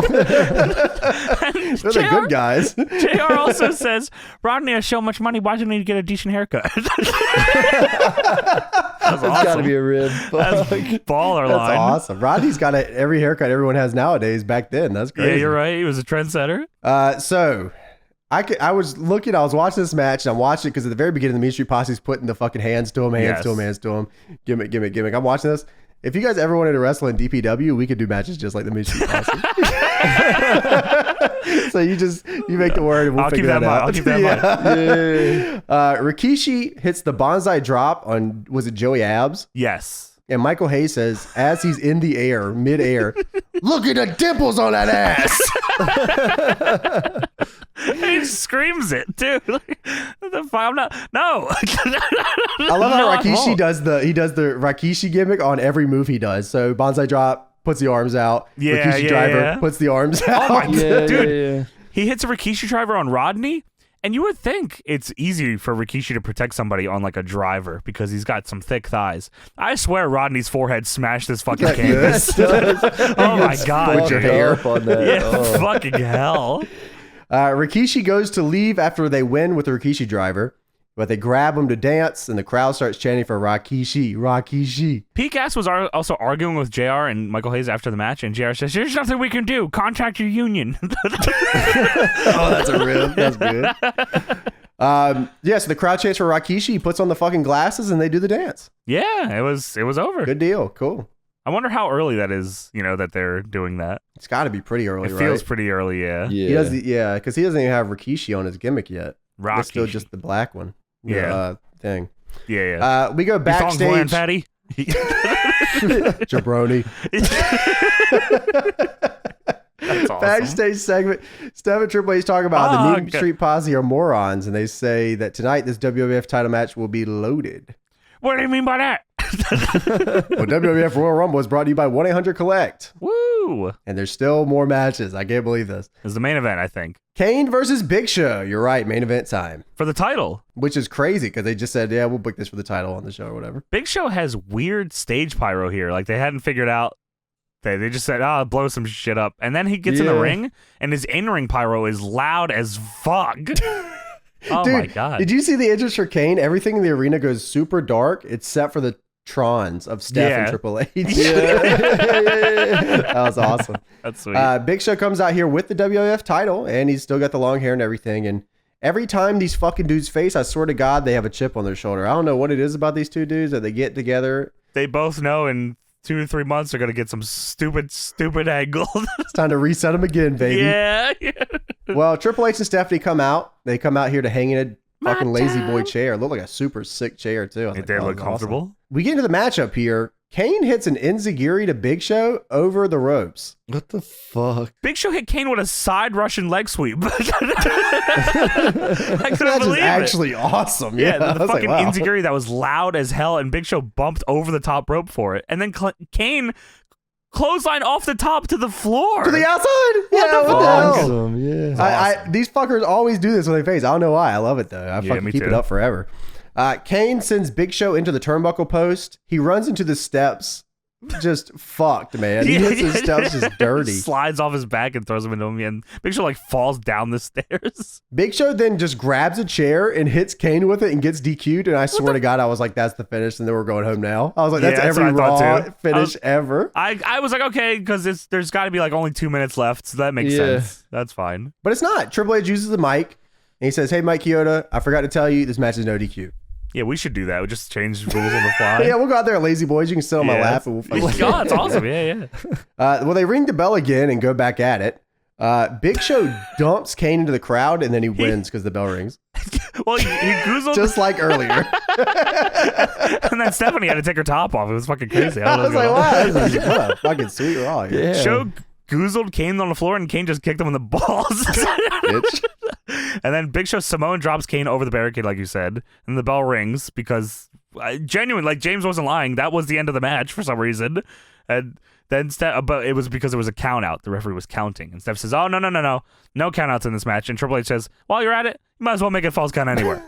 So they start the fucking match over again, and they're fighting in the crowd, and then Kane backdrops Big Show long style over the barricade. I couldn't believe it. I thought he was going to hit the ring. I thought he was going to hit the ring. Dude, holy fucking shit. And then Kane gets up on the barricade. Kane clothesline off the barricade. These dudes are working, bro. What the fuck is going on here? They walk their asses right over to the other side of the ring. Big Show hits a belly to back on Kane on the fucking floor. On the floor for a 2. Throws Kane into the steps. Big Show runs at Kane with the steps. Kane standing drop kicks the stairs. Into his face. What the hell is going on, man? This is incredible. Killing it. Yeah, this is awesome. Well, the Outlaws come out. God damn, here comes Santa Claus. Here comes Santa Claus. You better watch out. You better watch out. You better watch out. The Outlaws come out here and they go up to Tori. That distracts Kane. Yeah. Big Show then... He was distracted while going for a tombstone to Big Show on the floor. He did not get to hit it, though, sadly. But thankfully, Big Show did get to hit something here. Powerbombs Kane through the announce table. And it was fully set up announce table. They didn't take off the cover, no monitors. Big Show said, hup, boom. And that's the fucking 3.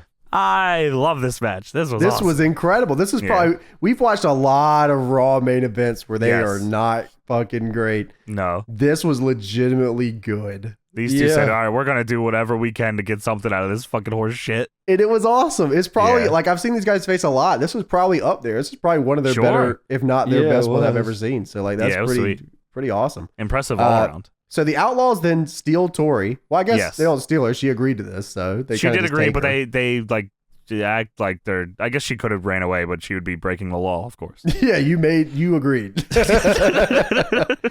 says her holiday in hell begins now because she has to have sex with X-Pac and his little shitty dick.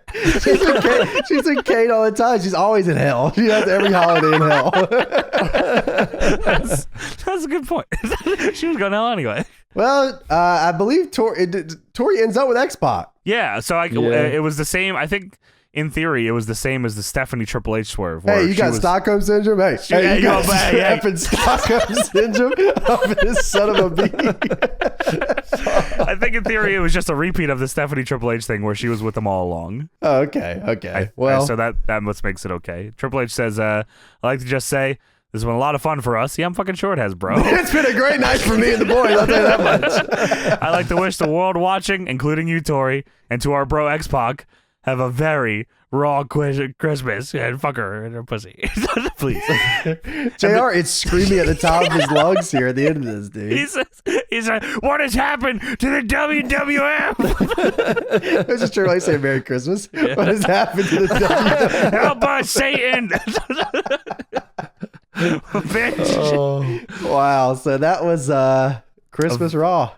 Do you think there was families that there was shortly because obviously this was only in the 20th, so this was still a regular, but this was the holiday episode of Raw. Sure. So the amount of families that watched this episode where they showed titties and fucking they did an angle where the girl lost, she had to sleep with this dude for the holidays, and This was peak Attitude Era here, and Yeah. it was a holiday show. Just weird to say it that way. Yeah, this is just wrestling at the time. This is Yeah, just what it was. I mean, really. It was. I can't talk. This I was a kid. television. I was watching it. Yeah, I know. I was saying, This was like this guy just watched television all the wrestling. time. Howard Stern, he'd fucking show me your boobies. Yeah, show me your boobies. Different times, man. Turn around.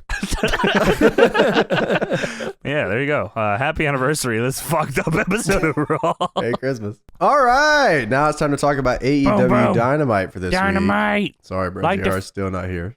He's here in spirit, motherfucker. Like the fuse, baby. This week, Tony Schiavone, Taz, and Excalibur on commentary. Yes. The And boys. they killed it, man. They always, yeah, I'm telling you, I think last week I said it. Fucking great team these three are. I still want JR back because love me some JR, but yeah, if these three were on a show, like if these three just did Rampage, that'd be cool. Dude, these fucking freaks started with Bryan Danielson versus Hangman Page for the AEW World's title. Brian's music hits, and I thought I was like hearing things. I thought I was watching a recap video. I was like, what the fuck? Ass shaking Danielson and the Hangman, AEW World Heavyweight title on the line. Hangman's nameplate said, still has a festering resentment towards Game of Thrones. Oh, yeah, that comedy bullshit. Yeah, great. That's why Tony's not here. Well, you know why he's not here. He didn't want to own up to the fucking beating that I was gonna get him. No. Let's talk about that. Let's move. All right, let's we'll move get up there. First. We'll get there. Okay, let's move up for just 1 second. Oh, we're going there now? Let me just move up. Just Go there we'll take now? it. We'll take You it don't back. wanna do We'll take this? it back. We'll take All it back. But let's just All move right. it up for a second. Sure. It was a draw.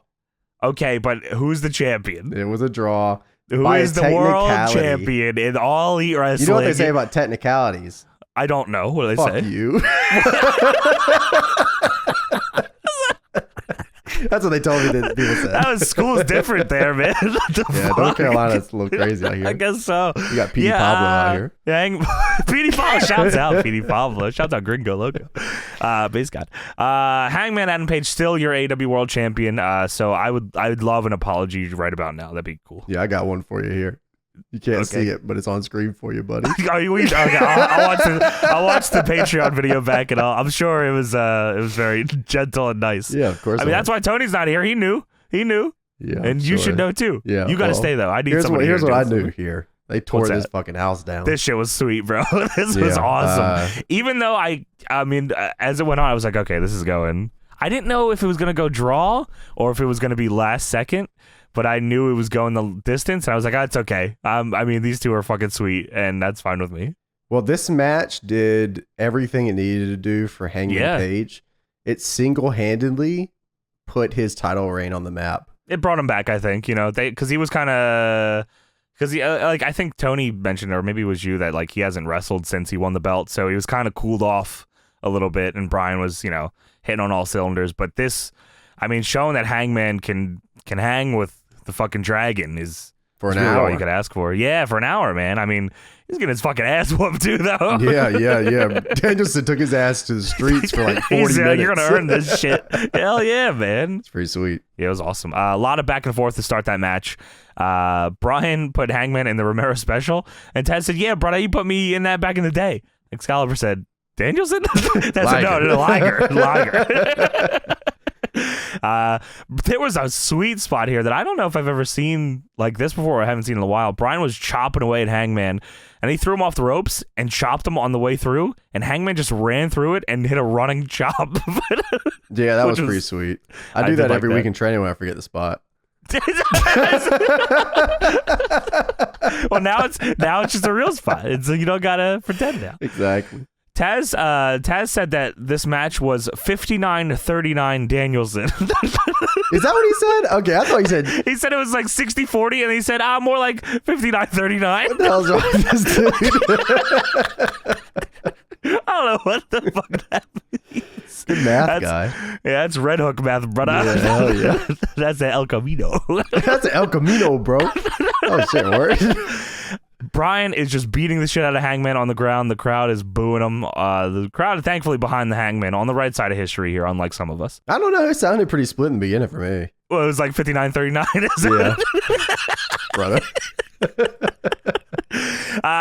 Hangman did the Nigel clothesline on the second, which is fucking good. sweet. Danielson's Love that shit. been hit with it enough. He knew to go to the outside. Yeah, he fell outside that time.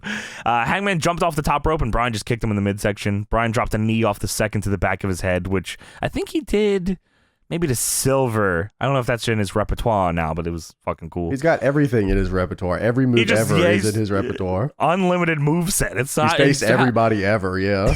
That's true. You're right. Hangman hits a suicida on Bryan, then hits a moonsault off the top to the floor. We're back in the ring, and Bryan is laying down them elbows. I think they called it hammer and something shit.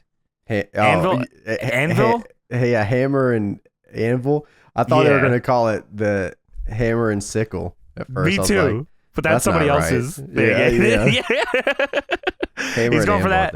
Yeah. Hangman picks him up in a Death Valley and fucking drops him on his shit. Looked gnarly. Those are 2 real count. tight. Look good. They're on the top rope fighting. Hangman misses a moonsault, and then Bryan slides into a Lamahai straw cradle for a 2.9. Taz says that Danielson landed on the back of his bean.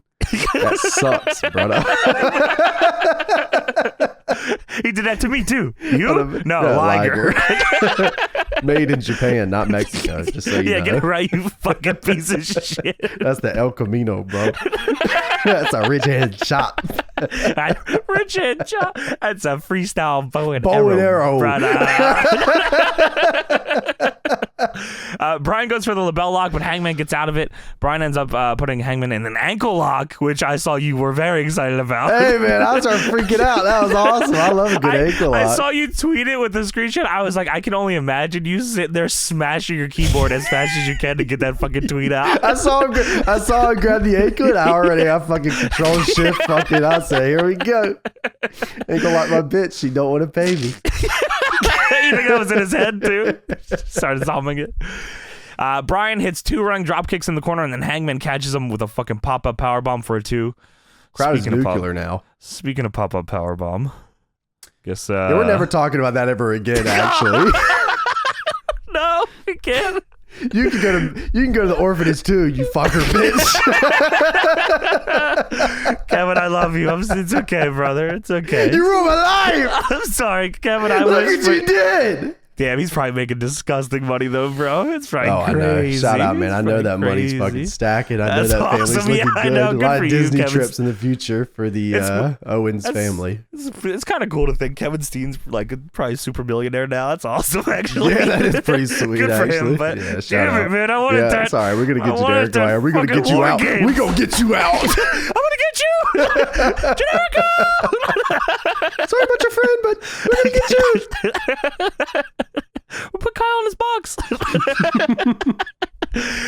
Yeah, that pop-up powerbomb was awesome. Hangman goes for the buckshot, but Bryan bails out of the way. Bryan pushes Hangman off the top rope, and he fucking dies on the apron. Just swantons the apron and kills himself. It was rough, yes. And then Bryan hooks Hangman's arms around the ring post, and I almost jumped out of my fucking house. I got war flashbacks. He's doing the Nigel spot. Yeah. And for a second, it looked like Hangman wanted to do the Nigel spot. It was in his eyes for a second. And for those that don't know, the Nigel spot is between Bryan and Nigel. They did a match in the similar spot where he wrapped his arms around the ring post and slammed them in, pulled them into it. Yeah, Nigel McGuinness headbutted the ring post multiple times, fucking his brain up forever. Nigel McGuinness should be having this run right now too. Nigel McGuinness should be a millionaire as well, actually. Yeah, he should be in this company having this kind of run right now. You're absolutely right, man. God damn it. Don't bum me out, man. Fuck. Sorry about You're that. right, though. You're again. Hangman is bleeding now, though, which is, I'm good. fired up. I'm fired up. Hell yeah, it's good. You're goddamn right. It's good. Danielson just walking around the ring, giving the middle finger to everybody at this point. Flipping him off, doing jumping jacks, just being a little dickhead. Bryan hits a flying knee off the apron and just starts attacking attacking open wound, but fuck. He's doing the 10 punches in the corner. There's a fucking nasty camera shot of Hangman getting I think Bryan is pushing his face with his boot into this second turnbuckle, and he's just gooshing blood all over this fucking thing. He goes for the 10 punches in the corner and just stops at 9 and then gets down. What an asshole. Yeah, that was awesome. Bryan goes for the Busaiku knee, but Fucking Hangman catches him, goes for a fall away, but Bryan floats over and hits a German with a bridge for a 2, then locks in the cattle mutilation. Not enough, though. I like this here because Hangman, instead of laying out for, he got up on his knees, so he wasn't actually in the cattle mutilation. Right, yeah, and yeah. used his knees to get to the ropes. That was smart. That's smart, man. Hangman fucking drives Bryan's knee into the ring post. He's attacking his knee on the outside, puts him in the figure 4 in the ring. He hits a deadlift powerbomb out of a fucking triangle choke. And then Bryan just starts raining fucking elbows down on this fucker. I love that. Hangman gets to the ropes, though. Then Hangman just hits a fucking tombstone. Yeah, just straight jumping tombstone. That was awesome. Yes. Gets a 2 count out of that. Bryan is attacking Hangman's arm to, stop from the buckshot. And then hits him with a fucking Regalplex. I was like, it's fucking awesome. Yeah, yeah. Count. Taz put down the logistics of the Regalplex. Yeah, it's kind of like a German suplex. And the Regal. Yeah. The AMC Plex. 3D style. Bryan takes Hangman to the top and hits him with a super bag suplex off that motherfucker. Then he's throwing the elbows. Both dudes are tired as hell at this point. Yeah, starting to set in for sure. Bryan puts Hangman in the Nagata lock, but Hangman able to get to the ropes. They're on the apron fighting. Bryan tries to do the Gotch-style pile driver on the apron, but Hangman picks him up fucking Deadeye on the apron. What in the fuck is going on? That was so sick. This match is getting too fucked. And then Hangman just dives off the top rope to the fucking floor, and Bryan that moves. Double axe, that big ass double axe. They love doing this spot now, man. The timekeeper table spot. It's fucking good angle every time. So well, it did not go as well for Hangman because he did not go through the table. He kind of just hit his fucking ribs off of it, and that sucked. Yeah. Yes, I'm sure. We're back in the ring. Bryan is lighting this motherfucker up with kicks. Hits a lariat, but Bryan doesn't go down. Hangman's shitty little arm is not enough to put down the dragon. Hits another one. Bryan's still up. Then Bryan does a running kick to Hangman's arm, just whooping his ass.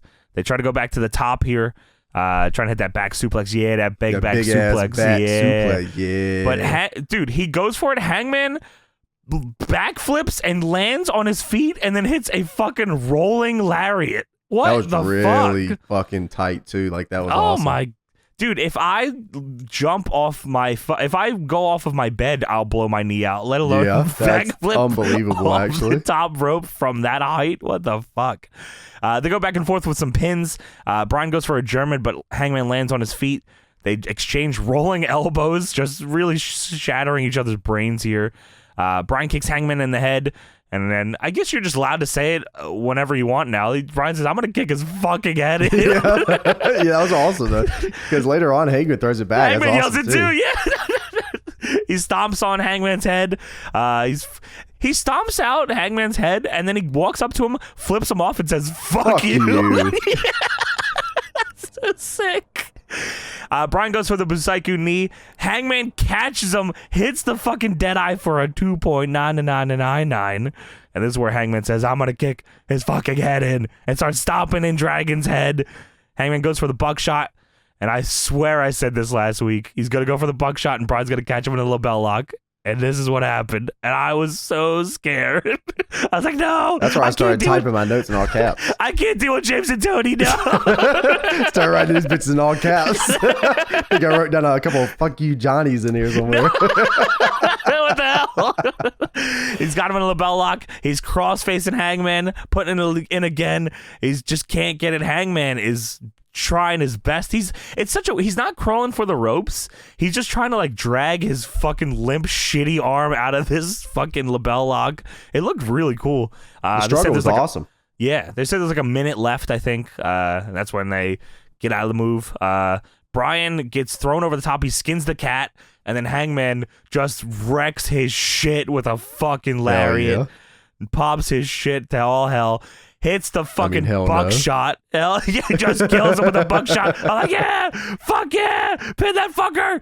And then the fucking rings. Oh, you bitch. 60-minute time limit draw. Wow, man. What a match, dude. Every draw they've had in this company is with killer. Danielson has been unbelievable. Oh my god, yeah, man. I mean, it's a good story though. It puts him right, puts Hangman right up there with Bryan and Kenny in that kind of. You gotta protect Danielson, man. Sure, but and Danielson single-handedly put this title reign back on the map. He said, "This is it. This is what this title reign is." And like, exactly what Hangman needed. So fuck, man, that's awesome. And Hangman is the champion. Suck my fucking dick. That's a sick technicality, bro. If I ever meet you in real life, bro, it's over. I promise you. Don't you ever say shit again. I got a ball for you. I got a ball for Tony. You guys I got a big ass ball for you here, bro. Yeah, I got that. So what is who's next for the Hangman? Is it Miro? You going Miro now? I was thinking about it. What if Danielson just went to all the belts and faced everybody and like gave them all really good matches and just went down just the fucking elevate line? Everything. Yeah, like he just goes to the TNT joint next, and then he just tags with somebody, and then fucking you get to CM Punk match. What if it's Punk and Daniel or Bryan Danielson tag teaming, like Punk and Bryan Danielson as a tag team? Somehow they get there and then they just go for the tag titles. You can do a fucking million things with this guy. I would fucking die. He's legit the best. They do a Danielson and Punk 2-man power trip tag team run, and they also get like the TNT belt and shit. And the world? Die. Oh my god. I'll fucking die. That'd be crazy, man. Yeah, that'd be awesome. That'd be fucking cool. Yeah, I imagine Miro is next if they move on from Bryan, because the rankings are. I think so. The rankings here, I'll tell you the men's rankings right now. One is Bryan. Obviously, he just. Yeah. Well, I guess it wasn't a loss, so it probably won't go down too much. Yeah. Kenny is number 2. Scorpio Sky is 3rd. Jungle Boy is 4th, and Miro is 5th. I imagine Scorpio and Jungle Boy would be TNT boys, but they're the same rankings. Yes. So. Yeah. So okay, that makes sense. Yeah. So we'll see. I mean. Who knows if Sammy's even going to have that title for much longer? Yeah, that's true. When is Danielson with the belt and he turns it into the plant belt or whatever again? I'm totally down with that. I'm thinking Cody's about to win it back. Who? Cody Rhodes, brother. Oh my god. He's doing the accept the open challenge. Remember, and Scorpio didn't know how it works. How's this work again? Why you get the title shots? You just ask. Yeah. Okay. I guess Cody Rhodes. No way. Someone's going to come out and fuck with Cody. Someone always comes out and fucks with Cody, man. Yeah. You think it's going to be Brody King? Spoilers for later. Oh, yeah, that's true. Yeah. Yeah, that big ass Brody big King. Big ass AFI, yeah. Yeah, I love AFI, yeah. You don't though. Why you don't like that? You don't like AFI, bro. Yeah, bitch. So we got backstage, the Super Clit, or backstage with Bob Fish. What? Is the Super Clit? Yes, Jimmy Chicken. Oh, yeah, Jimmy Chicken, my bad. Yes, what's the deal with this guy? Is he in this group or not? Yes and no. He's like loose association. He's friends with Cole, but and the Bucks like Cole, so it's just it's really all worlds revolve around Adam Cole at this point. Okay. Well, there's a kazoo playing Christmas music in the background. Yeah, what is happening here? It's like a long promo too. It's like kazoo's the whole time back there. They're in front of stockings and stuff. Matt Jackson says he wants to kiss Trent's mom. And then Nick said that he wants to end her career. So how about we take that old 1993 minivan, yeah, we destroy it, we pull Sue out of the van and super kick her and the kiss her. Okay. I thought you said you wanted to kiss her. No. Oh, pull out of the car and kiss her. Trent, I want to fuck your mom. And Nick says, I'm going to end her career. I'm going to kill your mother. Adam Cole says on the Christmas edition of Dynamite, it's going to be the best Christmas present that you guys could ever ask for. And he's got a box. Now, what do you think is in this box here? Can't fit Kyle O'Reilly in there. Yeah, that's true. Think there's an air guitar in there for Kyle? Maybe there's a big check in the box. Big check? Yeah, like a big check. Obnoxiously big check? Obnoxiously big check. How much would that be for? $25. Yeah, I think that's the number I was thinking too, actually. I was thinking the $25 as well. That's crazy that we were both thinking that one. Yeah, I mean, I gotta think it's something to do with Kyle, right? Could be 2 tickets to stand-up comedy. Why would it be that? I don't know. Or it could be a boat. Who knows? It could be a lot of things that's in the box. Could be a dog. Yeah, it could be Kyle O'Reilly. Could be Kyle O'Reilly. That'd be so what happened? So we don't get Kevin Steen. We already established this. I'm sorry. I guess. So it's Cole, Jimmy Chicken, and Kyle, and the Bucks. The Bucks need a friend though. Is Kenny gonna be back in time? Kenny gonna be back in time? No way, dude. If Kenny's getting double shoulder surgery, ain't no way he's back in time. Who do you put with the Bucks? Oh, I have no clue. Unless they just all are just friends, but that's not as fun. I want them all to fight. Are you thinking Hangman? With the Bucks. The Hangman with the Bucks? No way. Maybe. Yeah, you know what? I guess they did make up, so. Yeah, I could see that. And I imagine Cole gets a title shot eventually, right? Yeah, he's got to, right? He's not in the top 5 though. Yeah, that's because he keeps playing around. That is cowboy horse shit or whatever. Sorry, I gotta take over Tony's spot this show. Yeah. What do you think about Bret Hart? I'm playing the field for 2 people. Okay, well, I'll play the field for 1 on that one. Fair enough. Then Nick Jackson says, "Merry Christmas, you filthy animals." Baka! The absolute most fucked fucker. I don't know, man. It's not even close. It's not even close. It's gotta be. We go to Wardlow versus Matt Sydal. Yes, his boy Sean Spears at ringside with him in a suit with no shirt. No underneath. shirt. And no a beanie. shirt. Little freak and a beanie. Shouts out to the Beanie Boys. Matt Sydal. He tries to go down and kick Wardlow. Of course, that fucking doesn't work. No. Wardlow literally catches Matt Sydal free falling from a kick and then power bombs him to shit. It almost looked like it was not going well, but Wardlow is such a freak beast. Why don't you come here for a second, buddy? That he just fucking snatches this dude out of the sky and just kills him. Wardlow then starts power bombing Matt Sydal and power bombing Matt Sydal. He has a name for this. What do they call this? Oh, is there a name for this? I think they called it the Powerbomb Symphony or something. Yeah, they called it something along those lines. Yeah. Anyway, Sean Spears grabs the mic in the middle of this and goes, "Can you please just fucking hit one powerbomb and pin him and we can get the fuck out of here?" He's not getting up. He's done. Get the pin. And Wardlow is not listening. The crowd's chanting one more time. He just won't stop fucking powerbombing him. This is really good. Do you think this is where Wardlow starts listening to the fans more and he leaves the group? This is it. It's gotta be. We out of here. 3 years. We out of here. Is it about that time? Please, yeah, it's man. gotta be close. It's a good gimmick, though, man. I mean, it's despite the fact that it's been forever, it actually is cool because they don't rub it in our face every week. But I love Wardlow and Sean Spears. This is like my favorite duo. Too. Matter of fact, they should be the tag champs. That'd be fucking cool. I would love to see these guys do the tag titles. Let's fucking go. Yeah. These guys are sweet. I think Wardlow is ready to fucking break out, but we'll see. Wardlow gets the win after powerbomb. He didn't do the choke fuck pin this time. Much to he someone's should have disappointment. mounted the dog shit out of him, say, buddy. Yeah, I don't need that. Got enough troubles. Spears gets in the ring after the match and says, it's one too many, man. We don't get paid by the hour. Anyway, hold on. And he starts hitting Sydal with a chair. Yeah, after the mic, he said, let me get on a second. Let me get this. What the fuck? He's just like a little freak. Kamer, yeah, that's awesome. He needs the chairman with the cum text. Josh Fuller style. Good, yeah. We can get him that. Don't worry, chair. You come. And then Sean Spears gets a call from his titties. It's Maxwell Jacob Friedman. He's got his cell phone. He says, "Oh, hey, Max, what's going on here?" So I know you're looking great. Oh, yeah, I'll tell him. Gets off the phone. He says, well, Max is going to need you to pick up some champagne for his post-match victory. Brother, I'll drive you by, and you can just wear that. Come on. Now you know there was no damn phone call on that phone. Come on now. I have an iPhone, and I can't even hear people on a regular call, let alone in an arena. Well, I think that's more to do with our fucked up ears. Yeah, that's also true. And we're actually taking a poll here on Deadlock.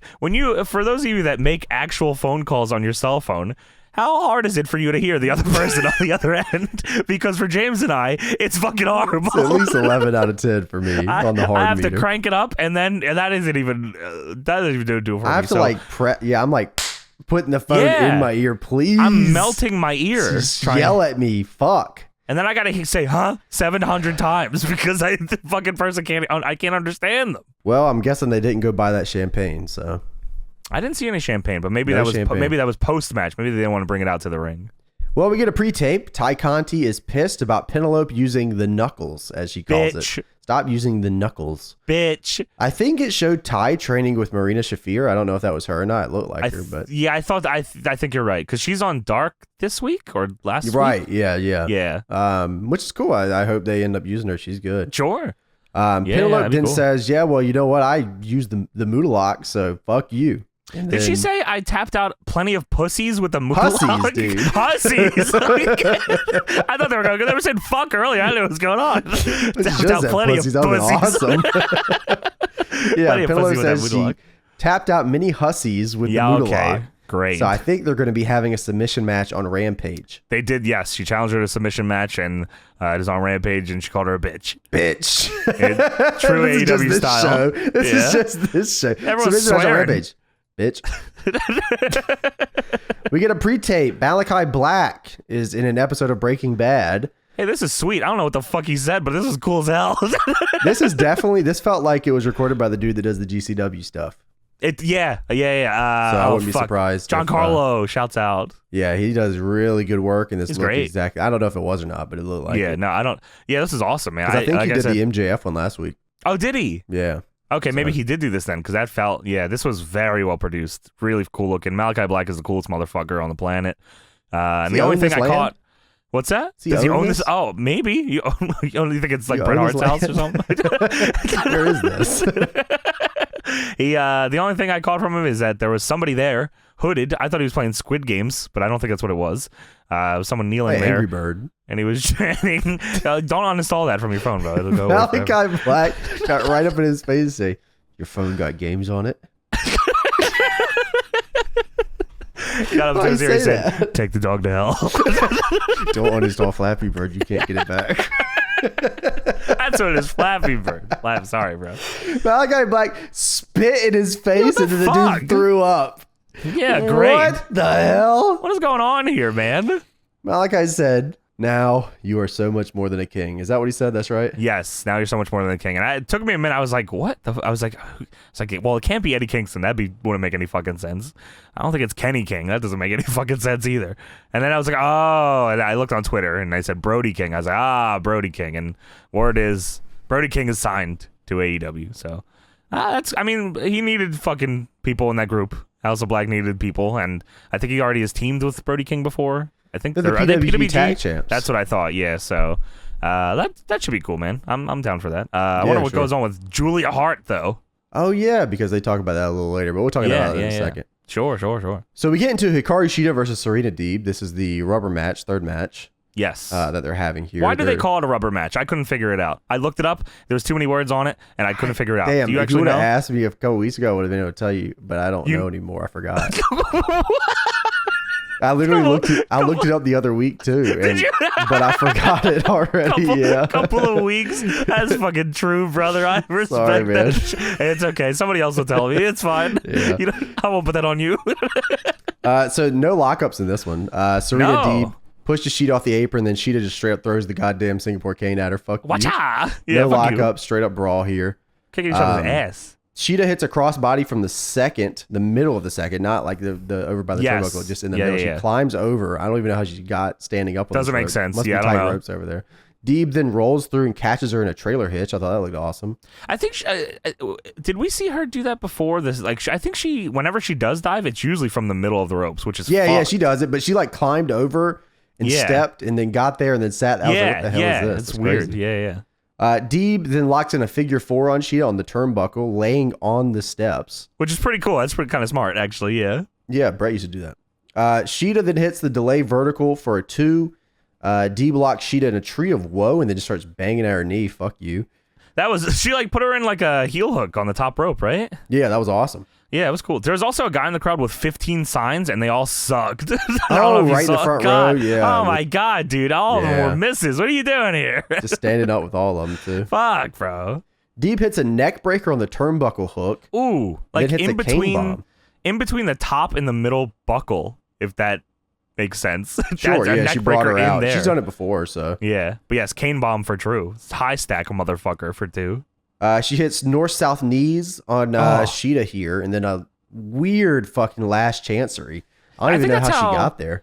I think that's how Aries used to get into his too, the knees, right? And then the last chancery. But her head was above her head. It was weird. Yeah, you're right. Yeah. Her head was above Sheeta's head. That was so crazy. Yeah. Deeb hits twist and shout twice in a row. She goes for a third time.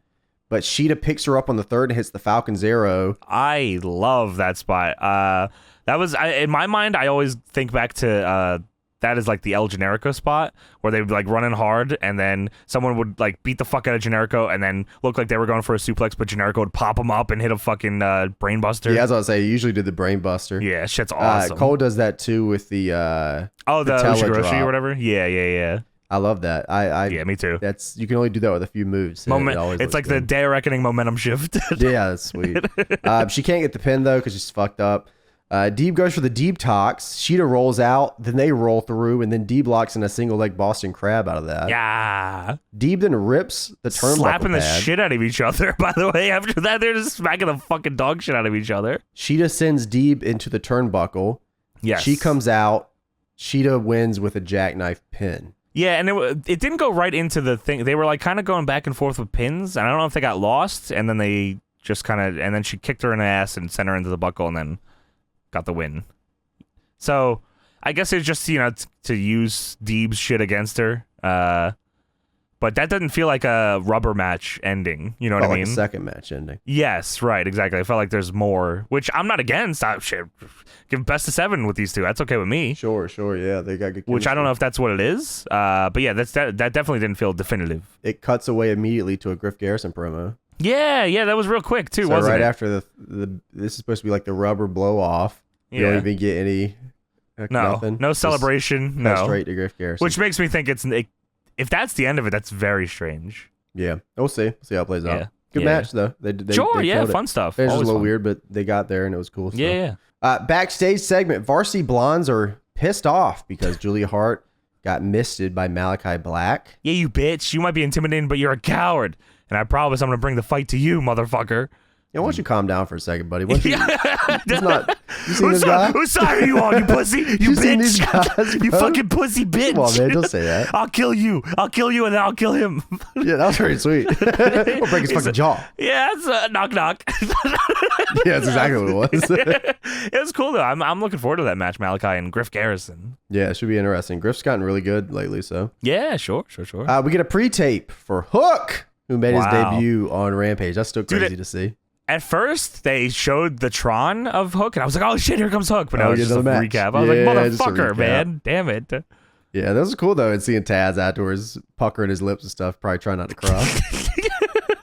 It is fucking cool as hell, man. I hope it's not long before we see another Hook match. I like the line Excalibur said, you building a bunch of assassins over there. Let's see him tag. Let's see Taz come back for a match. Fuck me. That would be crazy, Yeah, man. that would be really cool.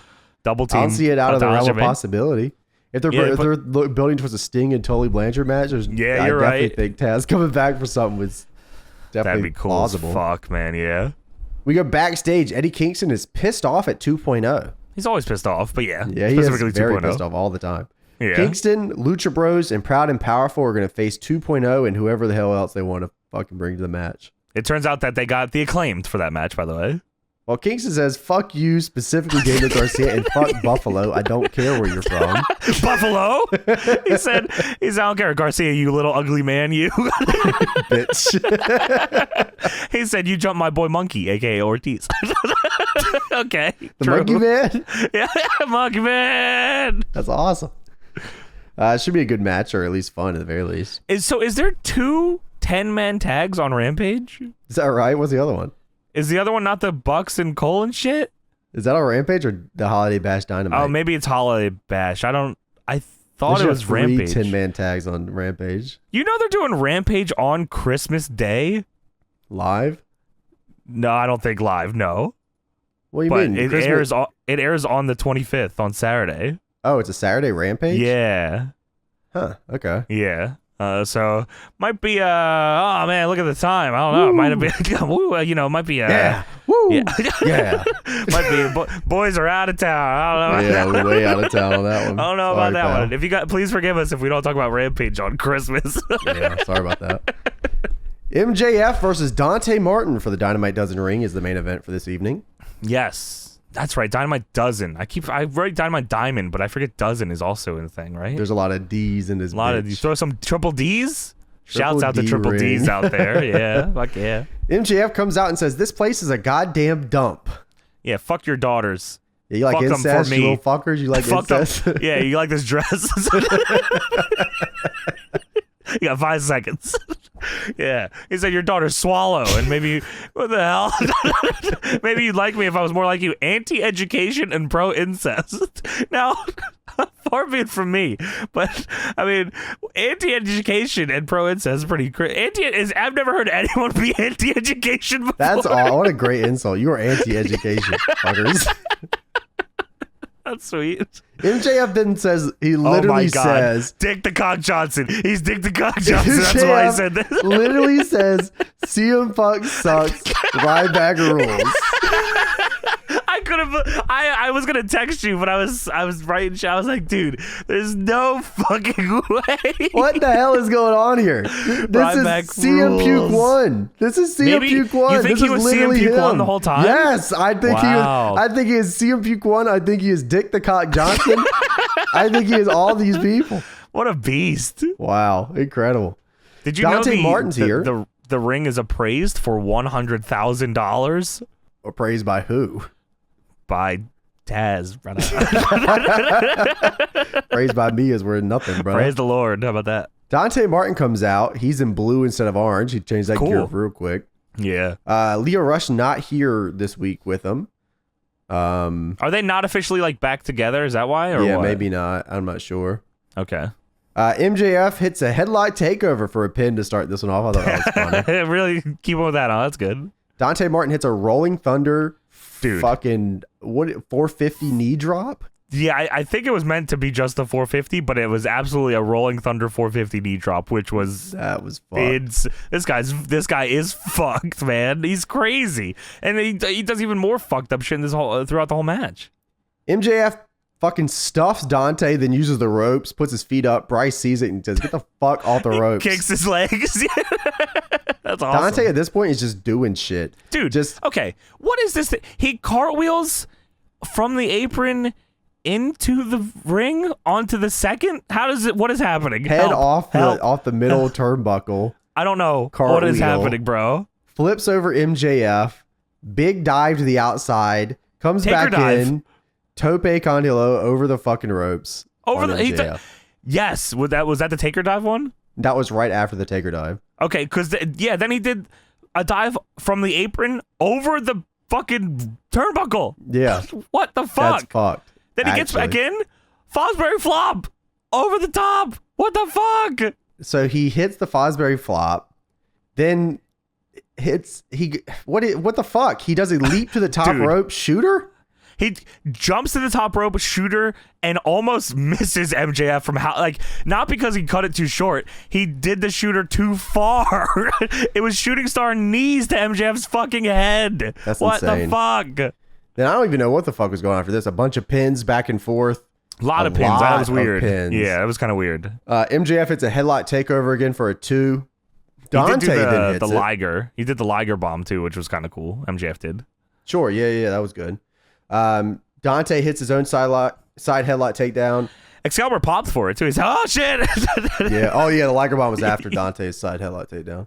Oh okay. Dante then hits the nosedive. Yes. But Ricky Starks is here. You son of a bitch. Puts MJF's foot on the rope. You fucker. They asked Taz, "What the fuck did you just do?" He said, "I didn't do anything. I'm on commentary." MJF locks in the Fujiwara joint. And ends up winning. Salt of the Earth, James, of course. Yes, that's of course the name of this move. And Dante taps out to the Salt of the Earth. FTR come out to celebrate as they give MJF his brand new Dynamite Dozen diamond ring. Oh yeah, the Pinnacle. Yes, they still exist. Yeah, that's right. FTR's here, huh? Yeah, FTR's here. And the lights go out. Now, what did you think was happening here? Don't Kevin Steen. I am waiting for the Wyndham. I didn't think it would be here, but I'm holding out hope for the Wyndham. But I was like, who's else gonna? Who? Like a lot of fucking free agents right now. Kyle doesn't really make sense there. Wyndham lights out really is the only thing that makes sense. I'm like, and then I was like, before the lights came on, I was like, oh, they jumped Sting and Darby. I forgot about that. And then the lights come back on. And it sucks because I like Sting and Darby, and I don't want to sound like I'm disappointed to like Sting and Darby being here, but I was disappointed that it was Sting and Darby. Well, I was sure, they have a reputation reputation with that shit. And Winter is Coming is like they're, they kind of like, oh, Sting showed up, you never know what's gonna happen. Yeah, no, they have a reputation. Yeah, but Sting and Darby here, they're all fighting MJF and FTR. MJF low blows Sting, and then that turns the tides for FTR and MJF. And then CM Punk makes a save as the crowd chanting his name, and he comes out with Sting's bat. Now, who the hell told you you could use Sting's bat, motherfucker? Yeah, no, he comes out and flips it around. Too. That's pretty sweet. And everyone powders, and Punk says, next week, bring your friends, and I'm going to bring mine. So I guess it's going to be a 6-man tag next week on the holiday bash of MJF. 10-man, and 8-man, 11-man. TK here told me that these shows are going to be stacked and packed to the fucking yeah, we're going to gills. stack it with every member of the roster as we it sounds like it's all like 6-man, 8-man, 10-man. Yeah, we got a lot of we got a lot of that new big-ass undercard roster. matches. Yeah, yeah, get 10 Cozy in there. Yes. Checking out the best of the Super Juniors. Caught a little 10 Cozy action this morning real early. Oh my God, was it 5 a.m.? Was that what that was? Oh my God, you're right. Yeah, and dude, Gorillas. Goto and Yoshihashi won the tag league. Did they? Shout out to the most base team in the world. You know what that team name is, Joe? What is that team name, Goto Yoshihashi? 2 guys being dudes. That's what it's all about right there. There's no way. There's no way that's what 2 guys being dudes. Can't not call it that. Guys. Shout out. Loose explosions or some shit. Right, I don't know what's going on there. Yeah, that sounds like they're taking a shit or something. Yeah, that's what it sounds like. They won the tag league too. You're right. 2 guys being dudes. That's what's up. That's what it's all about right there. You know what I mean? Well, that was asked for. Dynamite. I mean, that was the Bryan fucking Hangman show. Really, was all this was here. But that was some fun. The other matches were fun as well. But now let's go into Rampage, baby. Watch 10 Cozy matches. No, let's watch. No, I'm watching 10 Cozy. All right, that's what it is. Well, you can review it, but you can review it on your other show. You're not watching it on this one, baby. No, it's not 10 It's the Cozy, match baby. you've been waiting on. I watched too many. I'm not waiting on shit. All right, now it's time for AEW Rampage for the last time. This is Rampage, baby. This is Rampage, baby. This is a show I can't wait to stop watching. Nothing against Rampage. I think it's a good show, but we're gonna watch Rampage. I will watch Rampage, but I'm gonna play Halo. If anything sweet happens on Rampage, we will talk about it. But yeah, you let me know. All right, off the record, on the record. Rampage being Friday night really fucks up the scheduling of this show, and the show it doesn't feel like we're missing too much by not talking about Rampage. So we're gonna not talk about Rampage really anymore. Okay, all right, here we go. All right. So the new Rampage canvas has the State Farm logo on it. Oh, that's great, old ass canvas. Be the last time I ever see that.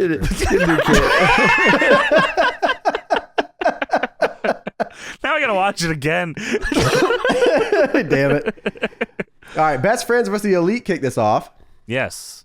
Bucks. All right, so Adam Cole, Jimmy Chicken against Orange, Best Friends, who's not in the Best Friends, and Rocky Romero. So Chuck Taylor does a moonsault from the second rope, lands on his feet. Taz legit goes, wow.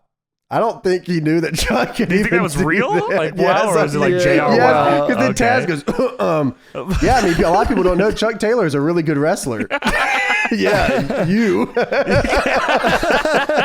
And me. Jabroni. Rocky and Orange do a duo clothesline spot in the corner where Rocky keeps running at him, do lines, and Orange just walks over to the corner. That's awesome. And then throws Fish out of the corner into Rocky's last line. Orange did a pin really early on in this match, and it was like I'm pretty sure it was on Bobby Fish for like a 1 count, and he was very surprised that it was a 1 count. Orange and Nick Jackson have a sequence where Orange doesn't take his hands out of his pockets. Yes. And it was awesome. They do a rope walk with the arms in the pockets. They do a no-arm drag. That was awesome. That was cool as fuck. Yeah, they have a cool spot here. Nick he's really fucking good, actually. He is out of his fucking mind as well. Most fucker and best fucker ever. That's fucking true. Trent has a House of Fire spot. Big senton on the apron, spear, splash on Nick, who was bent over standing. I thought he was going to go for a senton. He just splashed the shit out Oh, with of the him. fucking Shadows Over Hell. Yeah, shout out Delirious. And That's awesome, dude. sweet, Just yeah. fucking... I think they triple powerbomb Trent on the fucking apron too, right? Yeah, because he just had surgery. Yeah, fuck you. Yeah, fuck you. Bucks I'm and Cole surprised at how teased much he took. Yeah, me too. Because like you probably shouldn't, but whatever. Yeah, I think whatever. Trent is notoriously fucked. So Yeah, that's true. Bucks and Cole teased doing the hug spot with Orange, the best friends hug spot in the center, and they all super kick him, and then Nick Jackson won't stop doing the Macho Man taunt. We got your commercial. Woo! Hey! Fucking maniac. Chuck and Trent hit the hug in the middle of the ring here. He stops Trent from doing like a dive, and then they hug and a big pop. Soul Food half and half. Chuck then hits a tope, and then Trent goes to the top, gets legs sweeped off the top by Nick Jackson. Yes. Dude just had vertebrae surgery or something. He said, yeah, Whatever. hit me one of them bitches. Bucks and Trent hit the double super kick because Trent was put up by Adam Cole for the patella drop. They super Bucks and kick Cole, him. yes. Patella drop. Fish hits a diving headbutt off the top where he just, I don't know how to explain this. I thought that was it, honestly. I thought it was too, really, because He that was like fun. get him kind of gnarly with it, yeah. Bobby Fish hits an avalanche Falcons arrow. Orange On Cassidy Trent. breaks it up at 2. Trent is bro, like you can not. Trent also, I'm pretty sure he did a swanton onto Cole on the apron. yeah, he did. What the fuck is wrong with this guy? It was the senton. That was the start of the House of Fire spot. The Yes, big senton you're right. on the Sorry, apron, yes. that's right. Orange Cassidy then hits a nice fucking flipping senton to the outside off the top. Thought that Off looked the good. top, yeah, it looks real good. Trent then hits Crunchy on Bobby Fish and wins the match. Do you like Crunchy or do you like Dude Buster? That's the B driver. All right. But that's okay too. Dan Lambert Town Hall. Yep. Dan Lambert says Tony Khan Man sucks. Yeah. Why does everyone suck up to Tony? Asshole. Did the crowd sound weird to you? Like I for a second I was like, is this dubbed crowd? I don't know. Yeah, dub crowd for Danny Lambert. Yeah, maybe. Maybe, yeah. Well, Tony Khan got Danielson and Punk in here. Left hand giving you what you want, right hand stabbing you in the back. That's a good line. I like that. Yeah. Dan Lambert says Tony Khan is turning his company into late 1990s WCW.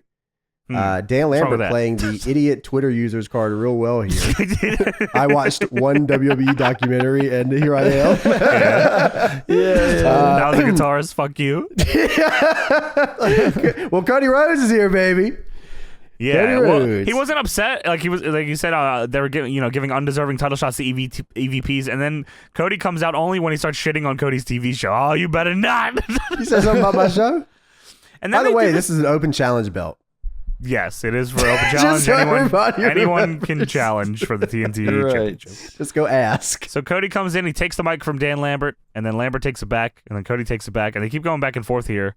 I don't know if this is the reaction they thought they were going to get, but it was not favorable for either of them. Well, Cody will never get cheered again, probably. No. I mean, he set himself on fire and he's still getting booed, so I don't know. That is true. He literally set himself on fire. Set himself on fire. God, yo, Cody's awesome. He is fucking, I mean, dude, like, fucking, he's trying his heart out, bro. But damn, bro. No, I agree with you, here. man. I fucking, set himself on fire and still got booed. That's like crazy stuff. I mean, it's crazy to think about, yeah. Yeah, truly. Cody then attacks Ethan Page, and then they jump Cody. Yes. Dustin Rhodes comes and makes the save, except for he gets his ass kicked too. Yeah. Then Sammy Guevara makes the save. Yeah, and just Sammy to set looks up great, for, man. He does look great. He's looking real good just in time to lose the TNT title to Cody Rhodes on Dynamite. You think so? I think so. Boo! I can't wait. He's gonna be like clapping along and like he's gonna do the Triple H on the turnbuckle bow thing and everything too, and they're gonna be booing the shit out of him. Awesome. Somehow Cody's gonna do a 630 crossroads off the top and still get fucking booed. 630 crossroads. Holy shit! It's like literally anybody that Cody is just Squidward in the talent show episode of SpongeBob. You're right. He just puts his arm out. Boo! Boo! Yay! That's awesome. All right. Holy shit. We go to pre-tape. TBS Championship Tournament gets another pre-tape here. Yes. Kind of like the same one they've been doing a little bit. Nyla says that Destination Unknown is not where she's from. Her destination is actually in the trash, bitch. In hell. Yeah. When does this pay off? When's the final of this? Is it when they go to TBS for the first time? I assume the finals is. I think so. Yeah. What is that? Is that when is that? The start of the year? Is it February or January? I thought it was January. Is it not? Probably. Yeah, probably. January 3rd doesn't sound right, though. Maybe it is. I don't know. I think It's they probably said January 8th at 7 p.m. in North Carolina. Oh, is when they probably. Which North Carolina is that? That's Raleigh, North Carolina. Yeah, I think I'm going to that one. Live, actually. And I'm going to the January 8th show at the Raleigh Convention Center. Yeah, I'm going. I'm going there too, and you guys should do DPWTIX.com. Check that shit out. We got everybody you could ever want and more. That's great. I'll be there. Ty Conti versus Penelope Ford in a submission match. Submission match. Now, I'm not sure if they thought that the submission match was you can only do submissions in this match, because that's what it felt like. That'd be some fucked up manual. Okay, so let me tell you my experience with this match. So the match starts with a submission match, and like I guess it came on right after commercial break. So I was like scrolling commercial break, and I'm just fucking doom scrolling. And Penelope didn't get an entrance, and Ty is coming out after the commercial. Yes. So I'm like fucking doom scrolling. I'm just looking down the gimmick, and I'm like. I turned to my right because I guess I like tuned out all the noise and stuff too. And I noticed they're fucking wrestling a match. And I go, what the fuck is going on? And the first thing I tune in, I see Penelope gets a dragon sleeper out of the corner standing. I'm like, whoa, that's fucking awesome. Yeah. And she switched it to the fucking Border City stretch gimmick standing.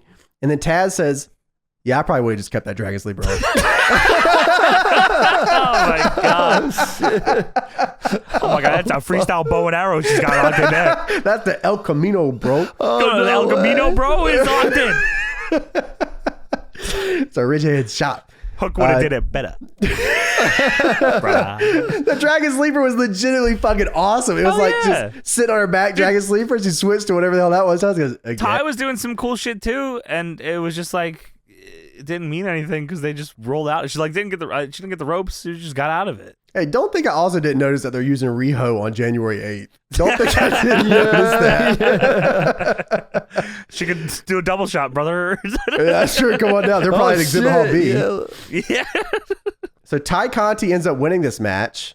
Yes, with a weird fucking move. I don't know what it was. I mean, I get that Ty is like, what is she a black belt? I don't know. I'm sorry. I don't remember. What karate. She was. Karate belt. No, this thing is jiu-jitsu, actually. And I think Ethan Page is karate black belt. But Ty doesn't have a submission finish, does she? The arm bar. I would think that the girl with the submission You tell me finish, one of those moves with the Ty name isn't a submission? I don't think so, is it? Maybe I'm an asshole. Maybe it is. Maybe. But I know Penelope does the fucking Moolah Lock.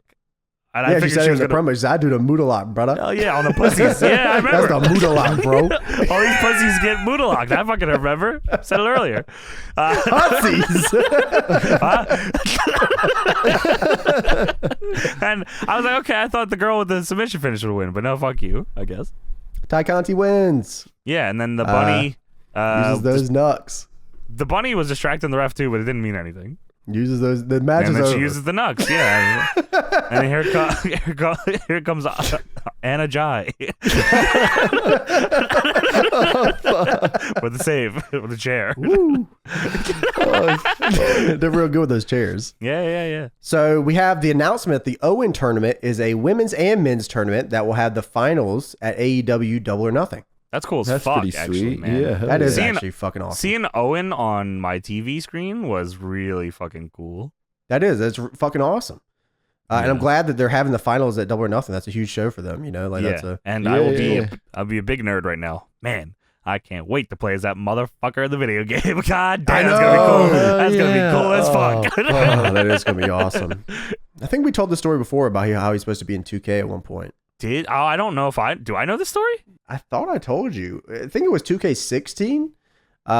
Or it was either 16 or 17. I can't remember what year. They all kind of blend together. Yeah, but of course. I remember that we were talking at like one of the pre-dinners at one of those meetups or whatever. And he was like, yeah, dude, we actually got Owen in the game. And they're like, yeah, they're like, yeah, we got everything done already. Like we got all the mapping and all that stuff done. I was like, wow, I can't they're like, kayfabe. It was like, wow, we actually got Owen in the game, and I guess at some point it just fucking didn't work out. You sure you didn't get like just video game fucking cheat coded like Owen in the fucking No Mercy? Maybe. I mean, it's possible. Sure.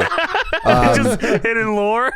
but I mean, it was like the designers of the game. So I mean, like, yeah. That's so. I don't know crazy. why they would tell me that if they didn't. I wonder what happened. Yeah, I have no fucking clue. Maybe, you think they meant like, hey, we got Owen, but we didn't tell anybody, so don't tell anybody? No, I think probably what it was is that, I mean, I think 2K separate than WWE. Sure. But then like because they were, I mean, they did Warrior, they Macho, they got like Sting, like they were doing like a lot of stuff to bridge the gap with a lot of people, and it felt separate, Goldberg. The whole reason Goldberg came back to WWE too. Yeah. So, it probably was gonna happen. That's so weird. Wow. Yeah.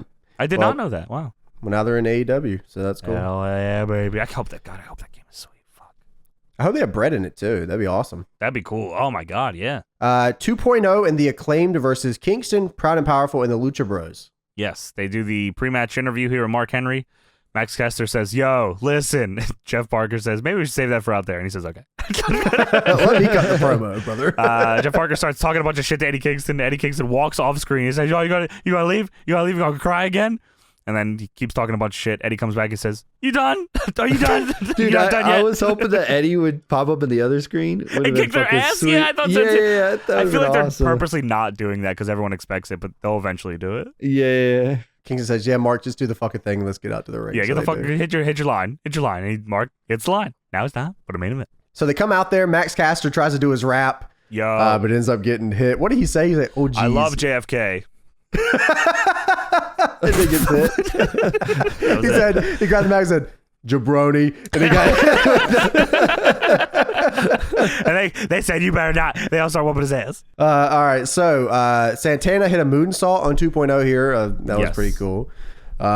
We end up getting some sling blades in here from Penta. Ray Phoenix does his gimmick where he walks on the rope, and fucking I love that shit every time. Dude, Phoenix at one point in this match, it might be later on, I'm jumping ahead a little bit just because I'm thinking of it now.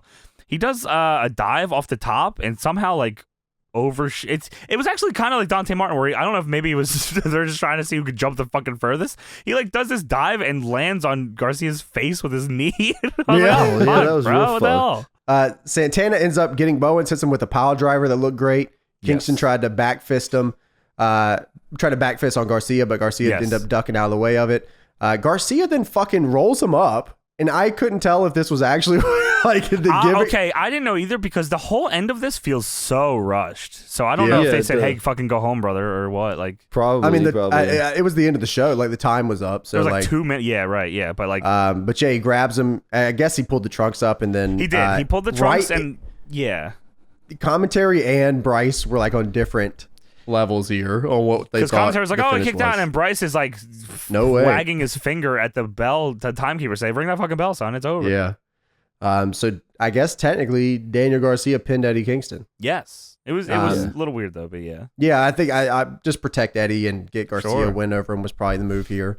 Bowenson grabs the boombox, which is combined with the chain. Oh my god. That was awesome. That was so sick. Voltron. Now, do you think that do you think Jurassic Express was not in position and they just said, "All right, we have to hit you with this Eddie," or what? Take this shit now. I don't know. Because it felt a little too close. I was like, because they hit him and immediately hit the music. I was like, oh, that was kind of weird. Yeah. I mean, that's probably what happened. But then here comes the Jurassic friends. Jurassic Express and Christian come out from not the ramp. They come out from the crowd. And they start jumping the motherfuckers. Yeah, they're just hanging out. Had tickets. I think Jeff Parker got his shit busted open. It looked like it at least. Oh, really? Damn. Yeah, I think so. He got fucked up on something. And then Jungle Boy picks up the AEW tag titles, hands them to the Lucha Brothers, and they dap each other up. But looks like that might be the next match here, son. Yeah, I guess so. Yeah, and that was Rampage, baby. Now, this week, AEW Dynamite Holiday Bash. It'll be Orange Cassidy taking on Adam Cole, and Tony will be reviewing that match on his own. Adam Cole, baby. Horseshit comedy? Hell no. Fuck. I ain't even watching it. I ain't even turning in. You gotta watch it. It's your match, baby. Dude, it's comedy bullshit. It might, what if it's not? He main evented takeovers. What if it's not, bro? That's true. If I see Orange's hands go in his pocket once, I'm turning it off. What are you gonna just change the channel? What are you gonna put on? There's nothing else on. DPW. That's Thursday, brother. Oh, hell yeah, Tony. Let them know. I can watch it. You watch it anytime, brother. You can watch it anytime. You can watch it anytime for free on any platform that you need, on any phone, any device. True. We have Malachi Black taking on Griff Garrison. We have the DMD, Britt Baker, and Tony Schiavone Christmas party. We have Nyla Rose versus Ruby Soho in a TBS Women's Championship Eliminator Tournament matchup. And we have Sting Darby Allin and CM Punk taking on FTR and MJF, which sounds so weird. But yeah, it does sound weird. Fun. Then on Rampage, a special Christmas edition at 9 p.m. that I'm not watching. Malachi Black versus Griff Garrison. Yeah, Malachi and Griff Garrison will be cool. Yeah. Rampage 9 p.m. on Christmas. Fuck that. Hook versus Bear Bronson, which actually sounds good. I'm probably gonna end up fucking watching it. Actually, it's just I'm not. It's Christmas, brother. What do you want from me? Yeah, come on. And Cody Rhodes gets a shot at the TNT Championship against Sammy Guevara. It's a Christmas miracle. Cody Rhodes has done it. Oh no! And then Battle of the Belts, Pyro, January. It's for you, R2D2. Battle of the Belts, January 8th. Britt Baker will defend the title against Riho. I bet. And she will beat her. yeah, I bet. No, I bet you Riho fucking beats her too on January 8th too. Yeah, sure. Oh no! And then they look and be like, March 12th. Yeah, I think we're gonna have her also win the other belt too. Fuck you. TBS Fuck also. You. Fuck you. And that is it for this episode of the Deadlock Podcast. Of course, it is Christmas this week. Happy fucking holidays. If you don't celebrate Christmas, happy fucking weekend. And that's just have a good awesome. week. Yeah, we love you very much. And thank you. We have one more episode before the end of the year here. But hope you guys have a fantastic weekend and holiday and all that stuff. And also on Thursday at 6 p.m. Eastern Standard Time, check out DPW Fire Episode 2, the debut of Chris Denver. Shit, fuck, what's his name? Oh, I forgot it. We're on